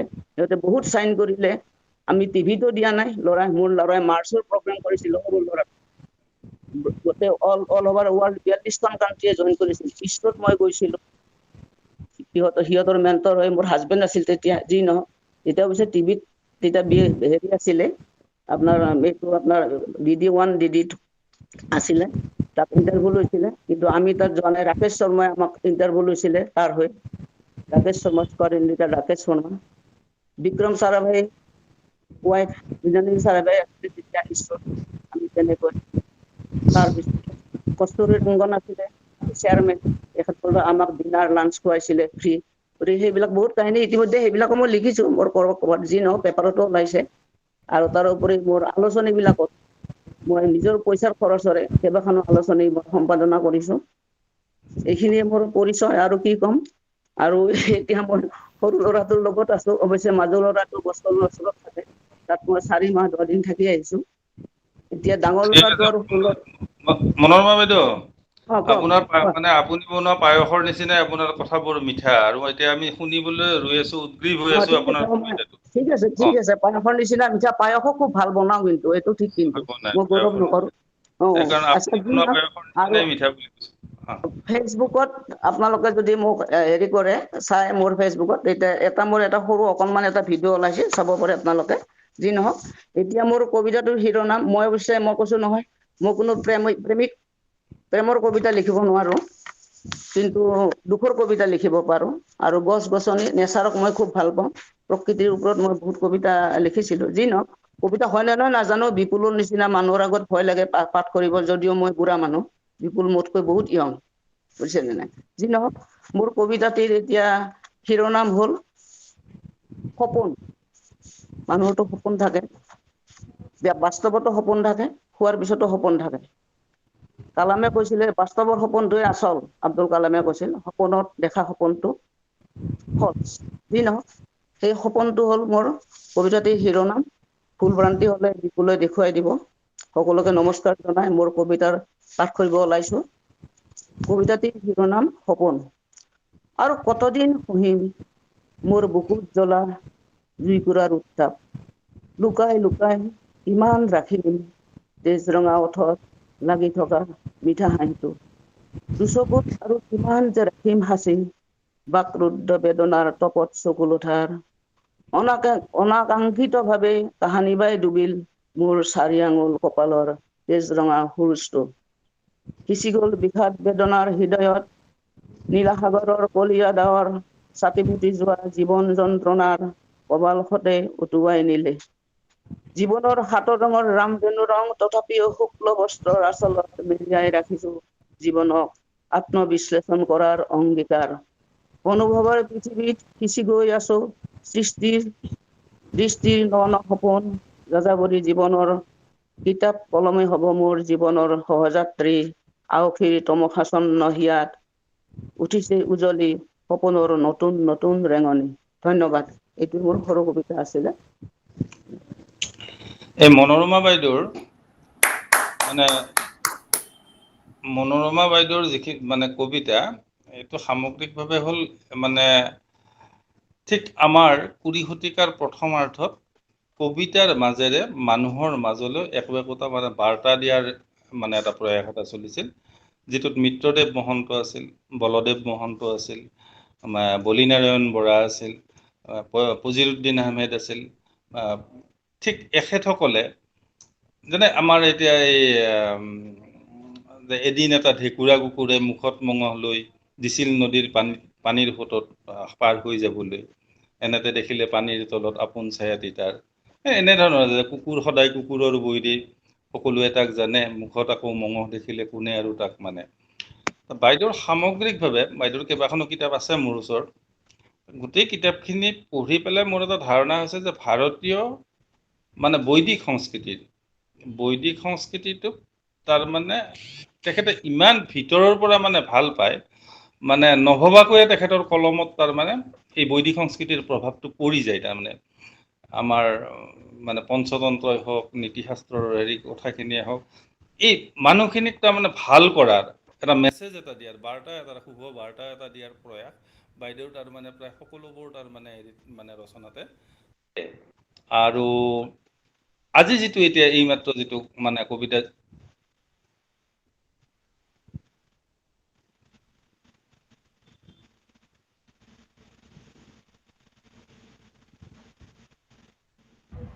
বিপুল সমানে মানে আপোনাৰ মাতটো শুনা নাই মাতটো দিয়াই নাই ৰোগে ফটো চটো নহা হ'ল দেখোন এতিয়া আহিছে এতিয়া মাতটো আহিলে মানে ফটো চটো নাই কাৰণে বোলো কি আকৌ আহি গ'ল হয় আচ্ছা বাইদেউৰ এই সপোনটোৰ ক্ষেত্ৰত বাইদেৱে নিজেও কৈছে APJ আব্দুল কালামৰ মানে এটা উদ্ধৃতি এটা দিছে যে আচলতে টোপনিত আমি যিটো দেখোঁ সি সপোন নহয় সপোন সেইটোহে যিটোৱে আমাক মানে শুবলৈ নিদিয়ে সিহে মানে সপোন আৰু আজিৰ এই কবিতাটো যদি চাই আপুনি যিটো মানে তাত একান্ত ব্যক্তিগত দুখ যন্ত্ৰণাৰ কথা আছে একান্ত ব্যক্তিগত দুখ যন্ত্ৰণাক যেতিয়া মানুহে সাৰ্বজনীন কৰি তুলিব পাৰে সি মানে বিশ্ব সাহিত্য হৈ উঠে যে একান্ত ব্যক্তিগত সকলোৰে অন্তৰত দুখ যন্ত্ৰণা মানে কিবা নহয় কিবা আছে আৰু তাৰে ভিতৰত এটা ডাঙৰ কথা হ'ল কি যে মানে মানুহে এই দুখ যন্ত্ৰণা পাহৰিব পাৰে কাৰণে মানুহ হৈ আছে যদি দুখবোৰ পাহৰিব নোৱাৰিলেহেঁতেন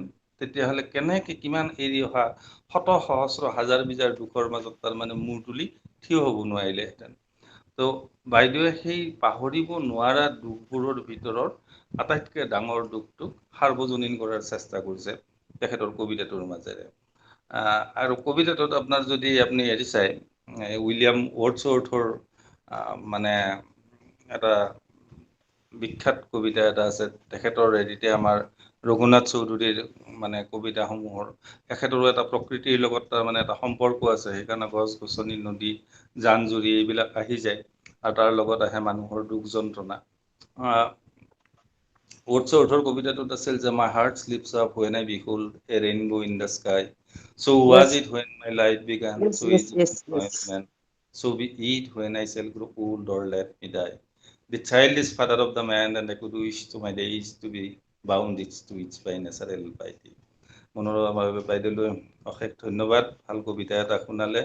সুস্বাস্থ্য আৰু ধন্যবাদ, ধন্যবাদ। বিপুলে যিখিনি কৈছে মোৰ ঠেংখন ভাল একেবাৰে পাইছেনে? হৃদয়ত লাগি গৈছে।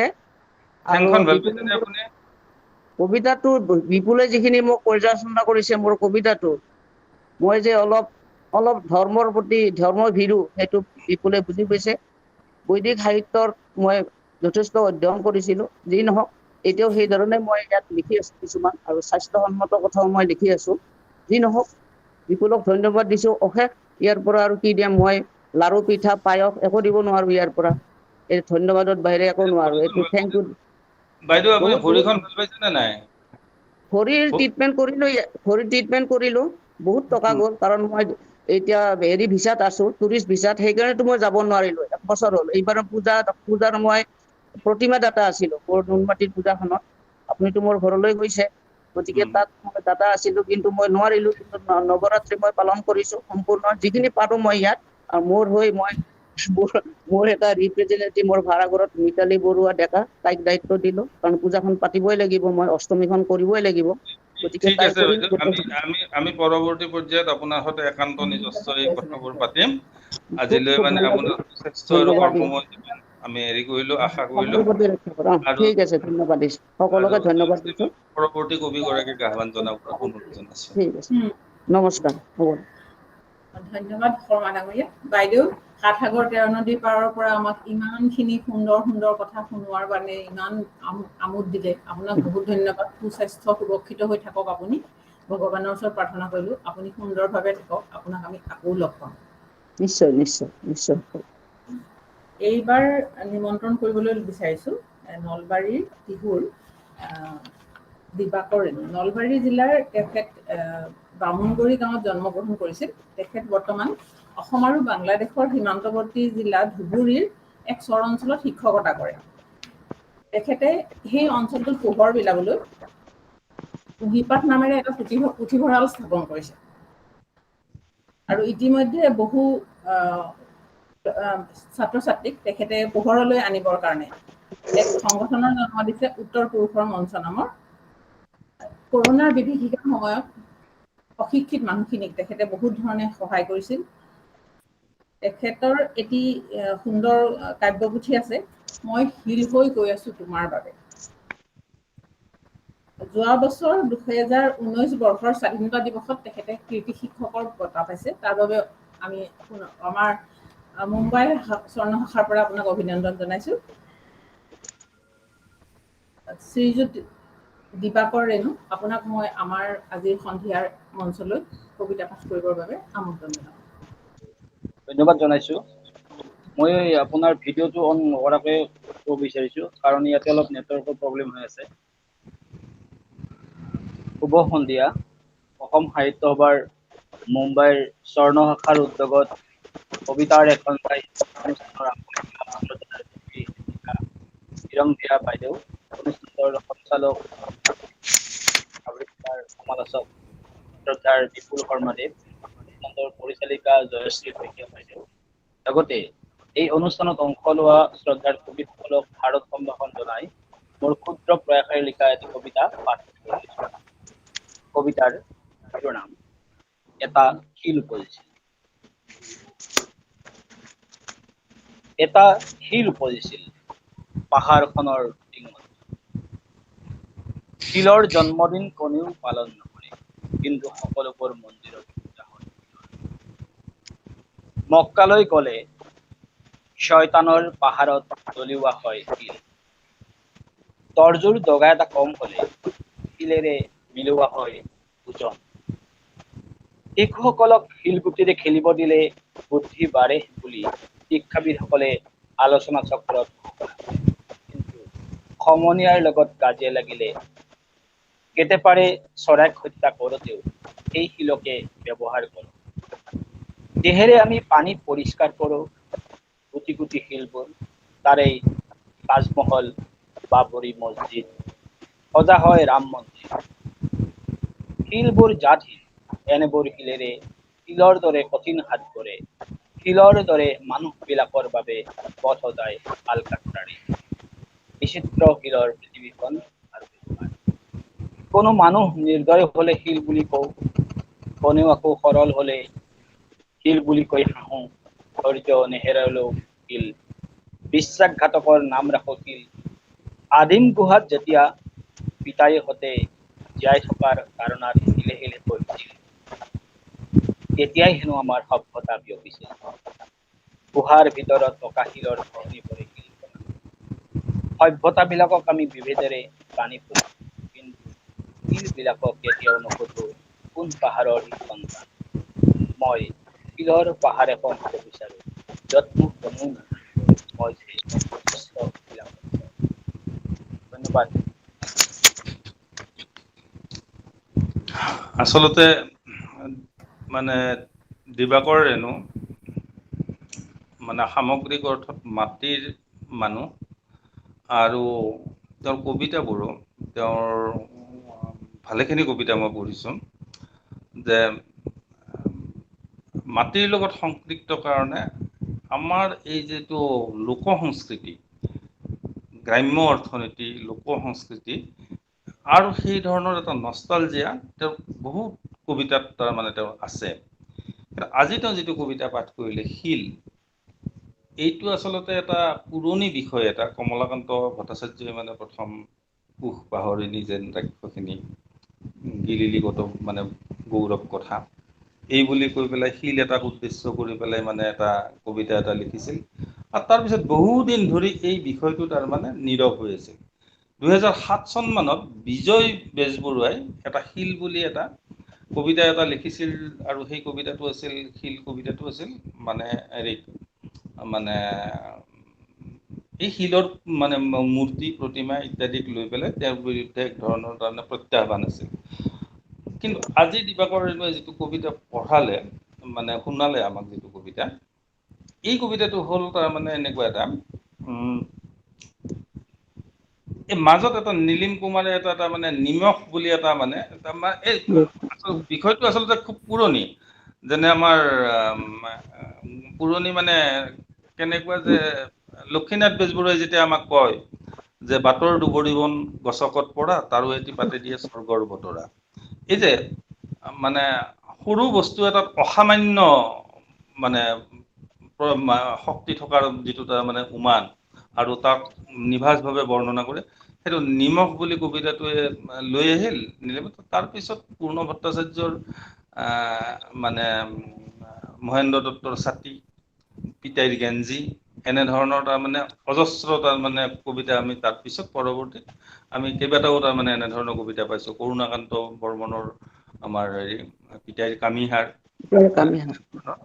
এনেধৰণৰ আমি মানে কিছু, কিন্তু আজি দিবাকৰ ৰেণুৱে পাঠ কৰা এই কবিতাটোত সেই একেই অসামান্যতা, কিন্তু তাৰ লগে লগে তাৰমানে কি আছে, এই যে মই ক'লো যে এই লোক সংস্কৃতিৰ লগত সম্পৃক্ত কাৰণে, মানে গ্ৰাম্য জীৱনৰ লগত তাৰ মানে জড়িত কাৰণে এই কবিতাটোৱে এটা তাৰ মানে বেলেগ ৰূপ এটা পাইছে। তাৰ বিষয়বস্তু যদিও এটা শিল এটা, কিন্তু তাৰ সাৰ্বজনীন ৰূপটো, তাত প্ৰকাশ সংগীত, এইটো দিবাকৰ ৰেণুৰ মানে একান্ত নিজস্ব মানে প্ৰতিভা। আৰু সেইখিনি মানে বৰ্ণনা কৰি আহোঁতে গোটেই কবিতাটোৱে তাৰ মানে কি কৰিছে, মানে এটা অন্য কবিসকলৰ কবিতাখিনিতকে এটা মানে পৃথক ছবি এখন আমাক কিন্তু মানে দাঙি ধৰিব পাৰিছে। আৰু সেইকাৰণে কবিতাটো পঢ়ি পেলাই যথেষ্ট আনন্দিত, মানে শুনি পেলাই যথেষ্ট ভাল পাইছোঁ, আনন্দ পাইছোঁ। আৰু বাকী লগালগি হ'ম দিবাকৰ সোনকালে। হয় নেকি? আপোনাক বহুত দিন লগ পোৱা নাই। ঠিক পাম। জয়শ্ৰী বাইদেউ, দিবাকৰ বৰ ধুনীয়া হৈছে দে, দিবাকৰ বৰ কবিতা ভাল হৈছে বুলিয়ে কৈছো। মই নাজানো, মই এতিয়া কিটচেনত আহিছো, চব্জি লাৰি আছো, তৰকাৰী লাৰি আছো এতিয়া। ঠিক আছে। ধন্যবাদ শৰ্মা ডাঙৰীয়া, দিবাকৰ ৰেণু ডাঙৰীয়া, আপোনাৰ সুন্দৰ কবিতা পাঠ কৰাৰ কাৰণে আৰু সুন্দৰ বিশ্লেষণৰ কাৰণে। মই এইবাৰ দিল্লীৰ বাইদেউ অৰুণিমা শৰ্মা মহাপাত্ৰ বাইদেউ আমাৰ মাজলৈ অনাৰ আগতে তেখেতৰ বিষয়ে দুআষাৰ ক'বলৈ বিচাৰিছোঁ। তেখেতে ধুবুৰীৰ পঢ়া শুনা আৰম্ভ কৰিছিল যদিও গুৱাহাটী বিশ্ববিদ্যালয়ৰ পৰা পদাৰ্থ বিজ্ঞানত স্নাতকোত্তৰ ডিগ্ৰী লাভ কৰিছিল আৰু ভাৰতীয় ৰিজাৰ্ভ বেংকৰ গুৱাহাটী শাখাৰ পৰা কৰ্মজীৱনৰ আৰম্ভণি কৰিছিল। তাৰপাছত দুবাৰ কলিকতাত, লক্ষ্ণৌ, ভুৱনেশ্বৰ, নতুন দিল্লীত বেংকৰ বিষয়া হিচাপে পদমৰ্যাদাৰে চাকৰি কৰি অৱসৰ ল'লে আৰু বৰ্তমান তেওঁ দিল্লীৰ বাসিন্দা।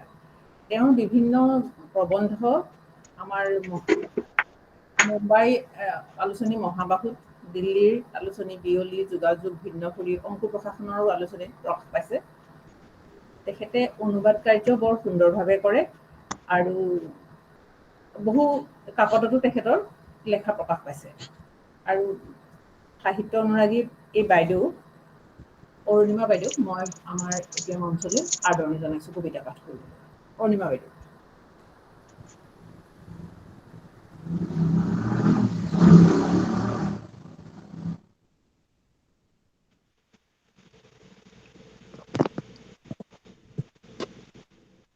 শুভ সন্ধিয়া। মই মুম্বাই অসম সাহিত্য সভাৰ স্বৰ্ণ শাখাৰ সকলো সদস্য আৰু আহ্বায়িকা হিৰণ ভূঞা, মোৰ মৰমৰ ভণ্টি, আৰু আজিৰ সন্ধ্যাৰ বিশেষ অতিথি বিপুল শৰ্মাদেৱ, আৰু আজি যিসকলে ইয়াতে ভাগ ললে এতিয়ালৈকে আৰু যিসকলৰ কবিতা আছে, সকলোকে মই শুভ সন্ধিয়া জনাই আজি মোৰ কবিতা পাঠ কৰিব লৈছো। মই একচুৱেলি কবিতা এই লকডাউনৰ পৰাহে লিখিবলৈ লৈছো। আগতে কবিতা কেতিয়াও লিখা নাই, তাৰমানে এতিয়াহে লিখিছো। গতিকে মোৰ বয়স 63 হলেও মোৰ কবিতাৰ বয়স 2 বছৰতকেও কম।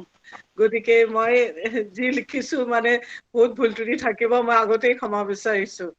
যি মনলৈ আহে তাকেই লিখো আৰু। মোৰ কবিতাটোৰ নাম হ'ল নীলকণ্ঠৰ অপেক্ষা। একচুৱেলি এতিয়া এই দুৰ্গা পূজাৰ বতৰত মই যিহেতু বঙালী অধ্যুষিত অৰিয়া ধুবুৰীত ডাঙৰ দীঘল হৈছো, কিছুমান বঙালী সংস্কৃতিৰ লগত মোৰ মানে বহুত সৰুৰ পৰাই চিনাকি।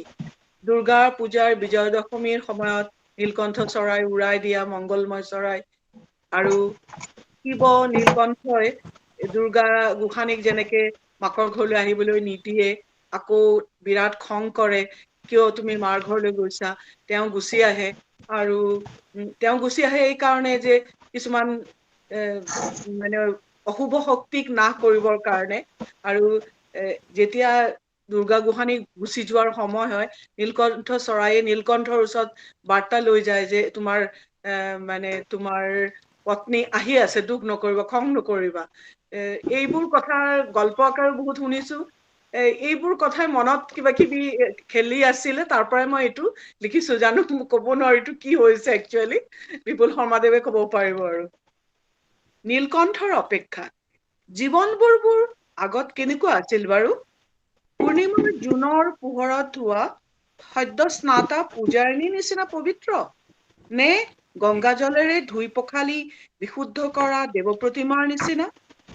জীৱনৰ ৰূপ ৰস সুগন্ধত আছিল নেকি দেৱতাৰ পৰশ? নে জীৱনবোৰ আছিল ধুই মচি নিকা কৰা চিকুণ গৃহটোৰ নিচিনা? কিয় বিচাৰি পোৱা নাই সেই চিনাকি জীৱনটো? হাবাথুৰি খাই বিচাৰি চলাত কৰিলো গোটেই পৃথিৱীখন, বিচাৰি নাপালো। কতনো হেৰাল নিভাঁজ আনন্দময় জীৱনৰ ক্ষণ? জীৱনবোৰ লাহে লাহে যেন অভ্যস্ত হৈ পৰিছে জীৱনৰ কুটিল কলা। ক্ৰূৰতাৰ শেন দৃষ্টিয়ে কৰে ছলনাৰে প্ৰেমৰ দৃষ্টি বিনিময়। সহজ সৰল জীৱন কাংক্ষিত নহয় কাৰো। মিঠা হাঁহিৰ আঁৰৰ কালিমাৰ কলা ডাৱৰবোৰে পবিত্ৰতাৰ বিকল্প বিচাৰি ফুৰে, মিছাতেই মাথোন হাবাথুৰি খায়। লালসাৰ জুইত জীৱনবোৰ যেন দেই পুৰি যায়। সংস্কাৰহীন, অবিবেকী, অৰ্থহীন জীৱনবোৰে শৱৰ দৰে নিশ্চুপ হৈ পৰি ৰয়। জীৱন যেন এতিয়া শ্মশানত পৰি থকা এমুঠি অৱহেলিত চিতাভস্ম। কেতিয়া আহিব জীৱনৰ সকলো গৰল পান কৰি তৃপ্ত হোৱা এই যুগৰ নীলকণ্ঠ? আমি ৰৈ আছো অধীৰ আগ্ৰহেৰে তেওঁৰে বাট চাই চাই। দীৰ্ঘ প্ৰতীক্ষাৰ হলে অৱসান, জীৱনে আমাক নীলকণ্ঠ চৰাইৰ সন্ধান, মংগলময় চৰাইৰ পাখি আমি মূৰত গুজি পাতিব পাৰিম জানো আকৌ আনন্দমুখৰ জীৱন উৎসৱ?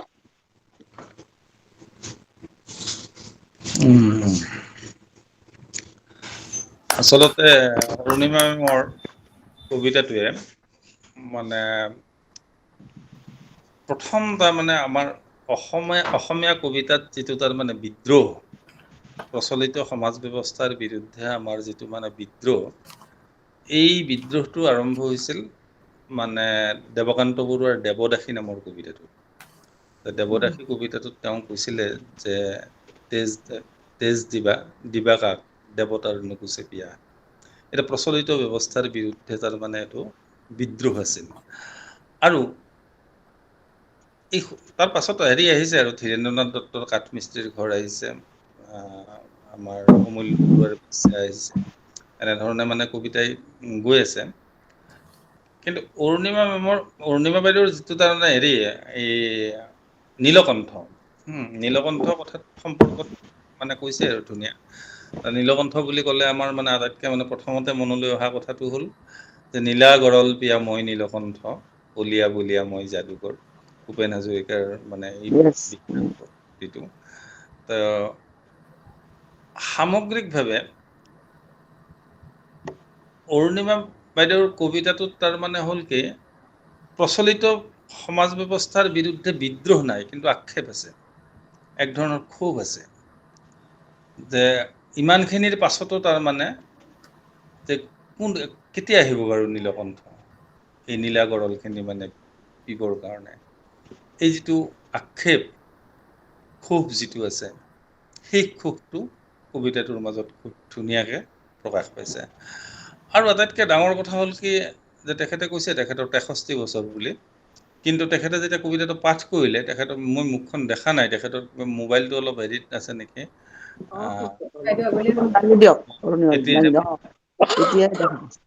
তাৰ মানে 63 বছৰ বুলি কৈছে যদিও মানে এইটো ওলোটা 37 বছৰ মানৰ কণ্ঠ যেন লাগিছে তাৰমানে। আৰু হীৰেণ ভট্টাচাৰ্য যিটো কৈছিল যে পাঠেই কবিতাৰ জীৱন, যে মানে পাঠেহে কবিতাৰ পূৰ্ণতা আনে, তেখেতে ইমান সুন্দৰকৈ সাৱলীলভাৱে কবিতাটো তাৰ মানে হেৰি কৰিছে, পাঠ কৰিছে, যে সেইকাৰণে কোনোবাই যদি নুশুনো বুলিও ভাবে, সিও কিন্তু মানে অলপ মনোযোগ দি পেলাই কাণ উন্নাই পেলাই শুনিবলৈ বাধ্য হয়, ভাল কবিতা এটা যেতিয়া ভালকৈ পাঠ কৰে। গতিকে আপোনাৰ কণ্ঠত সেই যাদুকৰী শক্তিটোও আছে। গতিকে সামগ্ৰিক অৰ্থত এতিয়া আপুনি লকডাউনে কিন্তু আমাৰ অৰ্থনীতি বিপৰ্যস্ত কৰিলেও, বাকী সকলো বহুত পথ ৰুদ্ধ কৰিলেও, শিল্প সংস্কৃতিৰ ৰাস্তাটো বন্ধ হৈ গৈছে ভ্ৰাম্যমাণ থিয়েটাৰৰ পৰা হেৰিলৈকে, কিন্তু ফেচবুকত আৰু হোৱাটছআপ গ্ৰুপত কিন্তু আমাৰ অবিৰাম কবিতা আৰু অনুগল্প বুলি জিনিসটোৰ এই সময়ত তাৰমানে যিটো প্ৰসাৰ আৰম্ভ হৈছে, ই কিন্তু লকডাউনৰে সৃষ্টি। গতিকে এই লকডাউনৰ সময়ৰ কিন্তু আমি আজি ভাবিবলৈ বাধ্য হ'লোঁ যে অন্য এক সম্পদ এই অৰুণিমা বাইদেউ, কাৰণ তেখেতে লকডাউনৰ সময়ছোৱাৰ পৰাই তেখেতে মানে লিখিবলৈ আৰম্ভ কৰিছে। তো গতিকে কবিতাটো পঢ়ি সঁচাই মানে ভাল লাগিছে। আৰু মই ভাবোঁ যে এই ক্ষেত্ৰখনত অসমৰ সাহিত্যৰ ক্ষেত্ৰখনত অলপ বেছি বয়সত ভৰি দিয়া মানুহকেইজন হ'ল ত্ৰৈলোক্য ভট্টাচাৰ্য, সাঁচিপাতৰ পুথি বা চৰাইদেউ এই উপন্যাসবোৰ যে লিখিছিলে, তেখেতে এই কামটো আৰম্ভ কৰিছিলে 52 বছৰ বয়সত। শিলভদ্ৰই প্ৰথম গল্পটো লিখিছিলে 48 বছৰ বয়সত। গতিকে তেনে ক্ষেত্ৰতনো অৰুণিমা বাইদেউৰ 63 বছৰনো কোন কোটা। গতিকে আমি আশা ৰাখিলোঁ যে এই জগতখনত তেখেতে মানে আগলৈ লিখি থাকিব আৰু 98 বছৰ বয়সত তেখেতৰ শেষ ৰচনাখন পাম আমি। বাইদেউ অনুবাদ খুব ভাল কৰে, খুব ভাল অনুবাদক বাইদেউ, ভাল অনুবাদক, অনুভৱ বহুত ভাল কৰিম বাইদেউৰ লগত কৰিম, আপোনালোকৰ গ্ৰুপৰ লগত। ঠিক আছে, অশেষ ধন্যবাদ বাইদেউ, ভাল কবিতা এটা শুনালে। ভাল বুলি কোৱাৰ কাৰণে বাইদেউ ভাল লাগিলে। নমস্কাৰ। অৰুণিমা বাইদেউৰ 62 বছৰ, মোৰ 72 বছৰ। মোৰ 72 বছৰ, 72 ইয়াৰ্ছ। 63 মই মোৰ 72 বছৰ। কি একো নহয়। 72 বছৰ, সদায় 27 বছৰ বুলিয়ে ভাবি থাকো আপোনাৰ, আৰু এতিয়া 72 বুলি ক'ব পাৰিছে। 27 বছৰ, সেইটো ওলোটা হৈ দিলে, ওলোটা কৰিলে 72 ইয়াৰ্ছ হয়। এই 28 ছেপ্টেম্বৰত মোৰ জন্মদিন গ'ল, 72 হৈ গ'ল, 73ত ভৰি দিছে। আপুনি ঠিক আছে, লতা মংগেশকৰ লগত একেলগে বাৰ্থডে পৰৱৰ্তী চেলিব্ৰেট কবি, কৰে। পৰৱৰ্তী কবি। শৰ্মা ডাঙৰীয়া, আপোনাক অশেষ অশেষ ধন্যবাদ, ইমান সুন্দৰ সমালোচনা। কবিৰ ভাষাতে কৈছো, জীৱা বিদ্যা আৰ্য লোকে পঢ়াশালী পায়, জীৱা শিক্ষা পাই লোকে শাস্ত্ৰ পঢ়ি যায়, জানিবলগীয়া বহু বাহিৰেও তাৰ, জ্ঞানৰ ৰত্ন পাব পাৰে যত্ন থাকে যাৰ। গতিকে আমিও মোৰো বয়স যথেষ্ট হৈছে, আৰু কেইবছৰমানতে ময়ো ৰিটায়াৰমেণ্ট ল'ম। ময়ো সৰু সুৰা মানে ক'ৰবাত চাকৰিয়ে কৰি আছো। ধৰি লওক আমাৰো সেই বয়স অনুপাতে আমিও এতিয়া ইমান দিনে কাম কাজ কৰি, সংসাৰ কৰি, বিভিন্ন ধৰণৰ নিজৰ সাংসাৰিক বা ধৰি লওক ব্যক্তিগত কিছুমান মুহত সোমাই আছিলো, কিন্তু এতিয়া অকণমান দেখিছো নিজকে অকণমান সাহিত্য চৰ্চা কৰি ভাল লাগিল। এইটো আমাৰ এটা মনৰ মানে টনিক নিচিনা কাম কৰিছে। ঘৰত ঘৰুৱা অসুবিধা, বিভিন্ন প্ৰব্লেম সকলোৰে থাকে, কিন্তু ইয়াত এই সমাজখনত এটা বেলেগ ধৰণৰ মানে পোৱা গৈছে। গতিকে সেই জ্ঞানৰ ৰত্ন পাবলৈ আমি যত্ন কৰিবলৈ চেষ্টা কৰিছো। আপোনাক কথা দিলো, আমি আমাৰ এই যাত্ৰা আমি অব্যাহত ৰাখিবলৈ চেষ্টা কৰিম। আজি যোগদান কৰা সকলো কবি আটাইকেইগৰাকীলৈ মোৰ সশ্ৰদ্ধ প্ৰণাম। আপোনালোকে আৰু এগৰাকী আছে নেকি? আৰু আছে, আৰু এগৰাকী আছে, নামৰূপৰ জন, নামৰূপৰ। চৰি, বহুত চৰি, মই এইটো কাগজটো শেষ হৈ গৈছিল। হয়, এইবাৰৰ আমাৰ শেষ কবি, কিন্তু বহুতভাৱে দুখিত। শ্ৰীযুত কাৰ্তিক চন্দ্ৰ তালুকদাৰ, তেখেত কবি সন্মিলনৰ সহকাৰী সম্পাদক, নামৰূপ খাৰকাখানাত তেখেত থাকে। আছেনে বাৰু লাইনত আপুনি? হয়, তালুকদাৰ আছেনে? হয়, আছে আছে। হয়, শৰ্মা ছাৰে আপোনাক পাহৰা নাই। আপোনাক আমাৰ মঞ্চলৈ সাদৰেৰে নিমন্ত্ৰণ জনালো। এখেতে বহু নাট পৰিচালনা কৰে, শিশুৰ নাটো পৰিচালনা কৰিছে, তেখেতে গীত কবিতাৰ নাটো পৰিচালনা কৰিছে। তালুকদাৰ, আপোনাক মই মঞ্চলৈ আদৰণি জনাইছো। হয়।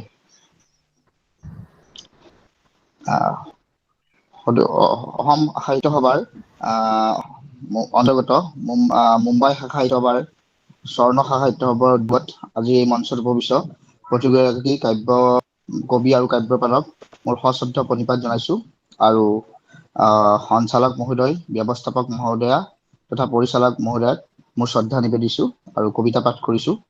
কবিতাৰ শিৰোনাম, মই নিৰ্দিষ্ট নহয়, আই এম নট এবস্কণ্ডেড। ওখ চাপৰ বাটেৰে মইহে বলিব পৰা নাছিলো, পৃথিৱীৰ সমতা মইহে ধৰি ৰাখিব নোৱাৰিলো, মই আৰু প্ৰতিবাদ কৰিব নোৱাৰিলো। আপোন জনকো আপোন কৰিব নোৱাৰি মোৰ এই নীৰৱ যাত্ৰা। মই ভাগৰুৱা নহয়, মই দুৰ্বল নহয়, এয়া মোৰ অভিমান, এয়া মোৰ বিপ্লৱ। মোৰ কষ্ট হৈছে প্ৰিয়জনৰ অবিহনে, মোৰ কষ্ট হৈছে প্ৰিয়জনৰ অবিহনে, মহাৰ্ঘ দিনবোৰৰ হিচাপ দিব নোৱাৰাৰ বাবে। সংগীহীন জীৱন যাপন কৰিব নোৱাৰি থৈ আহিছো প্ৰাণৰ কবিতা, দি আহিছো গ্ৰহান্তৰৰ বাতৰা। তাতেই মোৰ জীৱন, দৰ্শন আৰু জন্ম, তাতেই মোৰ জীৱন, দৰ্শন আৰু জন্ম। সত্য আনন্দৰ সন্ধানত যাযাবৰী দিনবোৰ ভাল লাগিছে। দেখা পাইছো নেপোলিয়ন হাঁহিৰ পাছৰ কথা, দেখা পাইছো নেপোলিয়ন হাঁহিৰ পাছৰ কথা, পঞ্চভূতত বিচাৰি পাইছো মোৰ ঠিকনা। ভাইহঁত, তোমালোকক সুখী কৰাৰ মহামন্ত্ৰলৈ মই আকৌ আহিম নতুন কবিতাত। ধন্যবাদ, শুভৰাত্ৰি। ভাল, কাৰ্তিক তালুকদাৰৰ মানে শব্দৰ চয়ন আৰু বয়ন দুয়োটাই তাৰ মানে খুব সুন্দৰ, আৰু অলপ আনকমন, গতানুগতিকতাৰ পৰা অকণমান বাহিৰলৈ যাব খোজা কবিতা এটা। দুটা ক'ব পাৰি ইয়াতে। এটা শ্মশানত, নৱগ্ৰহ শ্মশানত দুৱাৰমুখত আজিকালি এখন নতুন কথা এষাৰ লিখা আছে যে মই কৃতজ্ঞতা জনাইছোঁ সেই সকলোলে যিসকলে মোক ইয়ালৈকে লৈ আহিলে। বিশেষকৈ আৰু বেছি কৃতজ্ঞতা যিসকলে ইয়াৰ পৰা কাণ পাতি মোক মোৰ শেষ ঠিকনালৈ লৈ যাবগৈ। ইয়াতেই মই আপোনালোকৰ পৰা বিদায় মাগিছোঁ। ইয়াৰ পিছৰ যাত্ৰা মই অকলেই কৰিম। ঠিক এটা শ্মশানত লিখা কথা, কিন্তু মানে বৰ হাৰ্ড থ্ৰু। ঠিক তেনেকে ৱাৰ চিমেট্ৰিবোৰত যে লিখা থাকে যে when you go home tell of us and say for your better tomorrow we care for today's। ঠিক এনেধৰণৰ এটা সামগ্ৰিক মানৱীয়তাৰ মানে দৰ্শন এটা লৈ পেলাই কাৰ্তিক তালুকদাৰে এই যিটো কবিতা আমাক শুনালে এই মুহূৰ্তত, আজি পাঠ কৰা কবিতাসমূহৰ ভিতৰত মানে অন্যতম ভাল কবিতা এটা। কাৰ্তিক তালুকদাৰলৈ অশেষ ধন্যবাদ জনাইছোঁ, কৃতজ্ঞতা জনাইছোঁ যে অন্তত। ধন্যবাদ মহোদয়, মোৰো ভাল লাগিছে এটা সুন্দৰ মন্তব্য পাই আপোনাৰ পৰা। ভাল কবিতা এটা মানে শুনালে, এইটো কাৰণে অশেষ ধন্যবাদ। আৰু মই ঠিক এইখিনিতে আপোনালোকক মানে কৰজোৰে কওঁ, মোৰ এই এতিয়া সাহিত্য একাডেমীৰ এটা হেৰি আছে, অনুষ্ঠান এটা আছে, মই তাতে অলপ ভাগ ল'ব লাগিব। তেওঁলোকে মানে সময়টো দিছিল হেৰি 8:30, কিন্তু এতিয়া তাৰমানে ইতিমধ্যে 2 মিনিট পাৰেই হ'ল, বাৰে বাৰে ৰিমাইণ্ডাৰ দি আছে। গতিকে মই একদম কৰজোৰে আপোনালোকৰ পৰা বিদায় মাগিছোঁ। আপোনাৰ কামো আচলতে শেষে হৈছে, সঞ্চালকৰ কামখিনি, বাকীখিনি আমাৰে সমজুৱা কাম অলপ আছে। গতিকে আমাৰ ফালৰ পৰা আপুনি আপোনাৰ সময় দিয়াৰ কাৰণে, আপোনাৰ মূল্যৱান সময় আমাক দিয়াৰ বাবে আমি অধিকভাৱে আপোনাক কৃতজ্ঞ হৈছোঁ আপোনাৰ ওচৰত। আৰু আপোনাৰ যি উপদেশমূলক বাণী আমি নিশ্চয় প্ৰয়োগ কৰিবলৈ চেষ্টা কৰিম। যিমান সকলোৱে শুনিছে, কবিসকলে বা ধৰি লওক আমাৰ সভ্যসকলে, আমাৰ আমন্ত্ৰিত আন ঠাইৰ পৰা অহা অতিথিসকলেও শুনিছে। আপোনাৰ পৰা সকলো লোক উপকৃত হ'ব বুলি মই আশা ৰাখিলোঁ। আপুনিও সুৰক্ষিত থাকক, সুস্বাস্থ্যৱান হৈ থাকক। আকৌ আপোনাক আমি কেতিয়াবা এনেকুৱা মঞ্চতে হয়তো লগ পাম, বা স্বচক্ষে হয়তো কেতিয়াবা লগ পাম। আপুনি গুৱাহাটীতে থাকে, মই যোৰহাটত থাকোঁ, বাকী আনসকলেও পাতিম। আপোনাক ধন্যবাদ। আকৌ আমি বিচাৰিম, আপুনি আহিব লাগিব। ডেফিনেটলি। ধন্যবাদ। বিপুল শৰ্মা ইয়াৰ পৰা দিছোঁ। নমস্কাৰ, শ্ৰদ্ধা, মৰম, শুভেচ্ছা, ভাল পোৱা, এভৰিথিং গোটেইখিনি দিছোঁ। বহুত ধন্যবাদ। 100 বছৰ আয়ুস, 100 ইয়াৰ্ছ আয়ুস।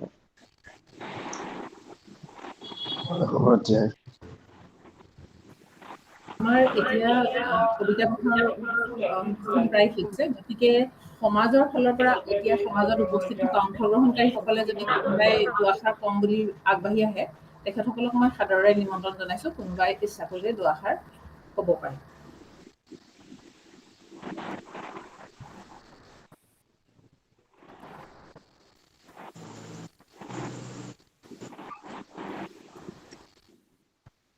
দেবিকা বাইদেউ আছে নেকি? দেবিকা বাইদেউ আপুনি মিউট হৈ আছে, আনমিউট কৰিব লাগিব। আছো জয়শ্ৰী, মুখে পেলালে বাৰু।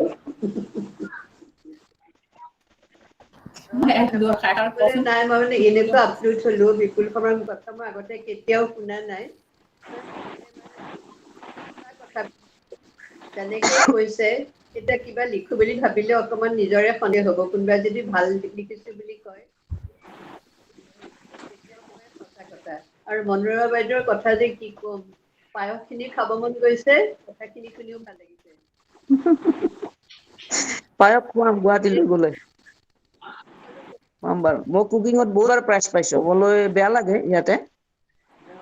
আগতে কলেজত থাকোতে বহুতবাৰ মই প্ৰাইজ পাইছোঁ, ফাৰ্ষ্ট প্ৰাইজ পাইছোঁ। ফটো চটো আছে মোৰ গুৱাহাটীত। যি নহওক, সকলোকে হিৰণে মোক যথেষ্ট হেল্প কৰিলে এই ক্ষেত্ৰত। আজি মোৰ ইয়াতে 6টা বজাত আমাৰ ইয়াত আন্ধাৰ হৈ থাকে, 7:30 পোহৰ হয়। 6টা বজাতে ৰাতিপুৱা মোক ফোন কৰি দিলে, বাইদেউ আপুনি 10 মিনিট আগতে ৰেডি হ'ব। গতিকে শুয়ে আছে। বহুত ধন্যবাদ। দীপিকাক বহুত ধন্যবাদ দিছোঁ। দীপিকাৰ কথাবিলাক, দীপিকাৰ লগতো মই বহুত সময় কথা পাতিছোঁ ফোন কৰি। যি নহওক, সকলোৱে মই বহুত মোৰ নিজৰ লাগিছে। মই যে ইয়াতে গোটেইখিনি মানুহক লগ পাইছোঁ, তেনেকুৱা এটা ভাৱ হয়। মই যে USA গোটেইখিনি মানুহ লগ পালোঁ। জয়শ্ৰী অপূৰ্ব গোটেইখিনি বাইদেউ সিদ্ধাৰ্থ বাইদেউ পাইছো, বহুত ভাল লাগিছে। বাইদেউ ধন্যবাদ। সকলোকে ধন্যবাদ জনালো দেই, বৰ ভাল লাগিল, আনন্দ লাগিলে। ধন্যবাদ। আৰু কোনোবাই ক'ব নেকি বাৰু? অপৰূপ বৰ হেৰি আছে নি, বৰপূজাৰী আছে নিশ্চয়। কোন? অপৰূপ বৰপূজাৰী চাদা। অপৰূপ দা আছে, অপৰূপ বৰপূজাৰী ক'বলৈ কোৱাচোন। অঁ, তেখেতৰ বন্ধু বিপুল শৰ্মা, গতিকে আহিছে যেতিয়া কিমান ভাল অপৰূপ বৰপূজাৰী ডাঙৰীয়া, আপুনি দুআষাৰ আমাৰ মঞ্চত ক'লে আমি সুখী হ'ম। আপুনি আনমিউট কৰিব লাগিব অপৰূপ বৰপূজাৰী দা।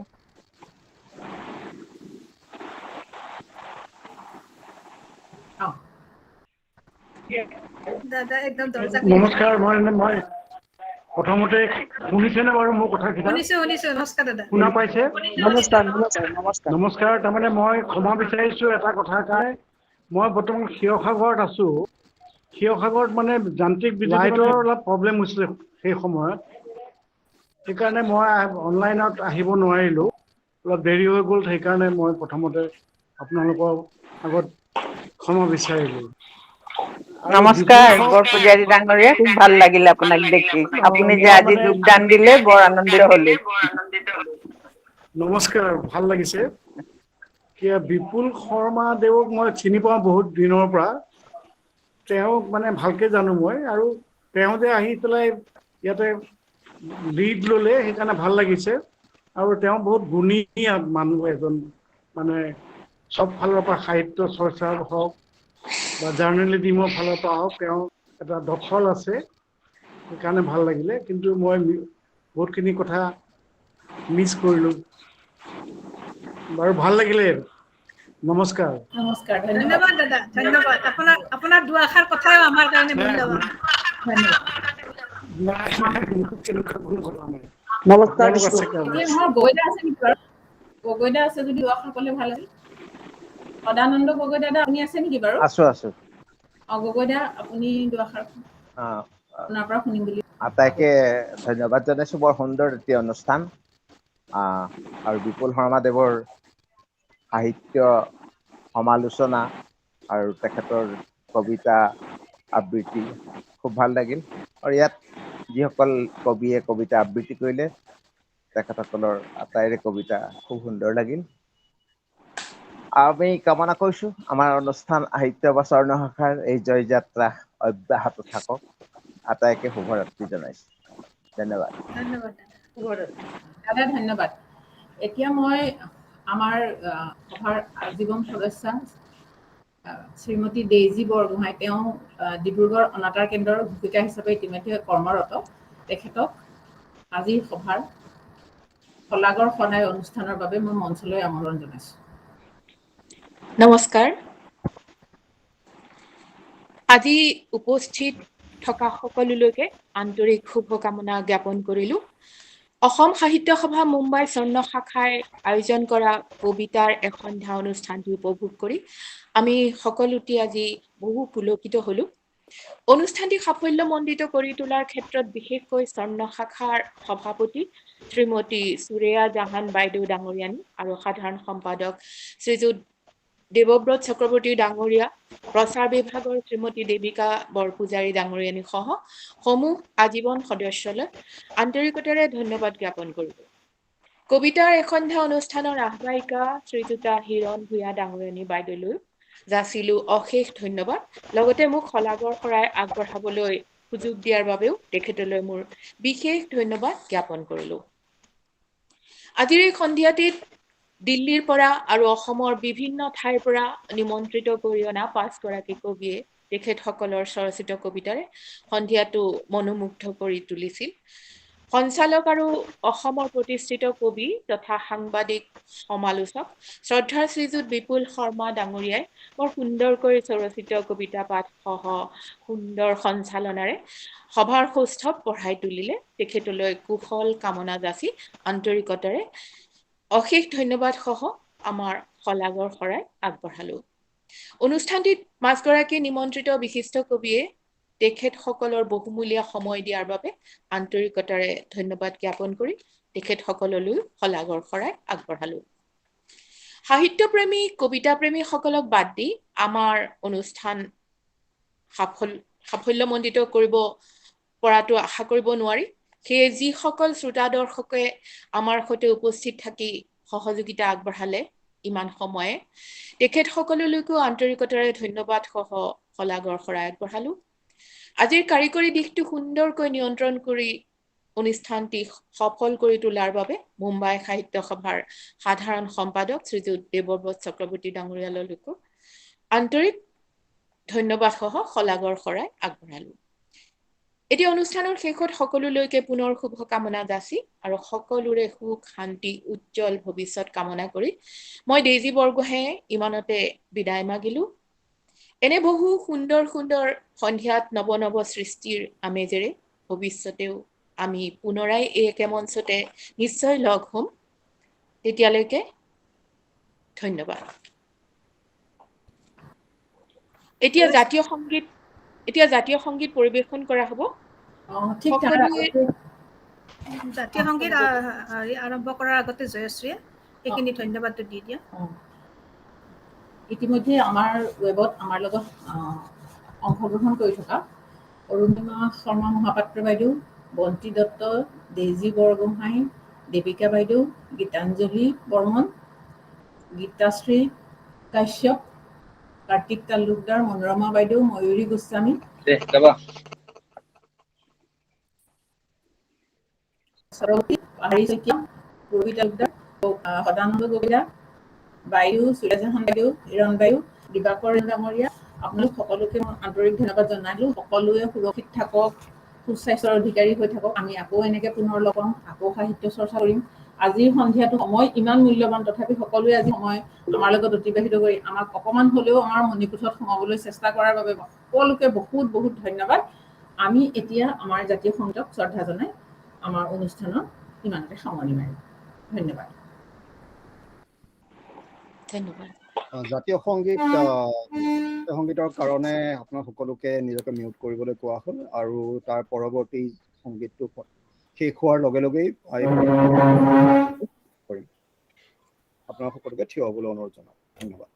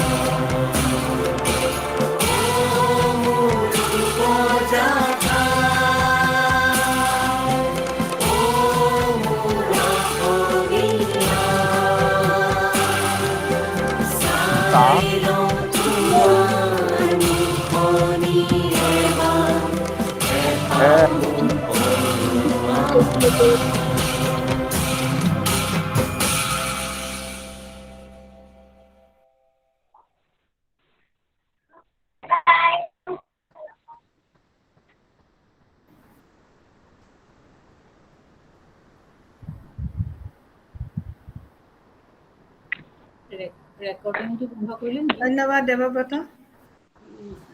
বৰ ভাল লাগিল আজি অনুষ্ঠানটো।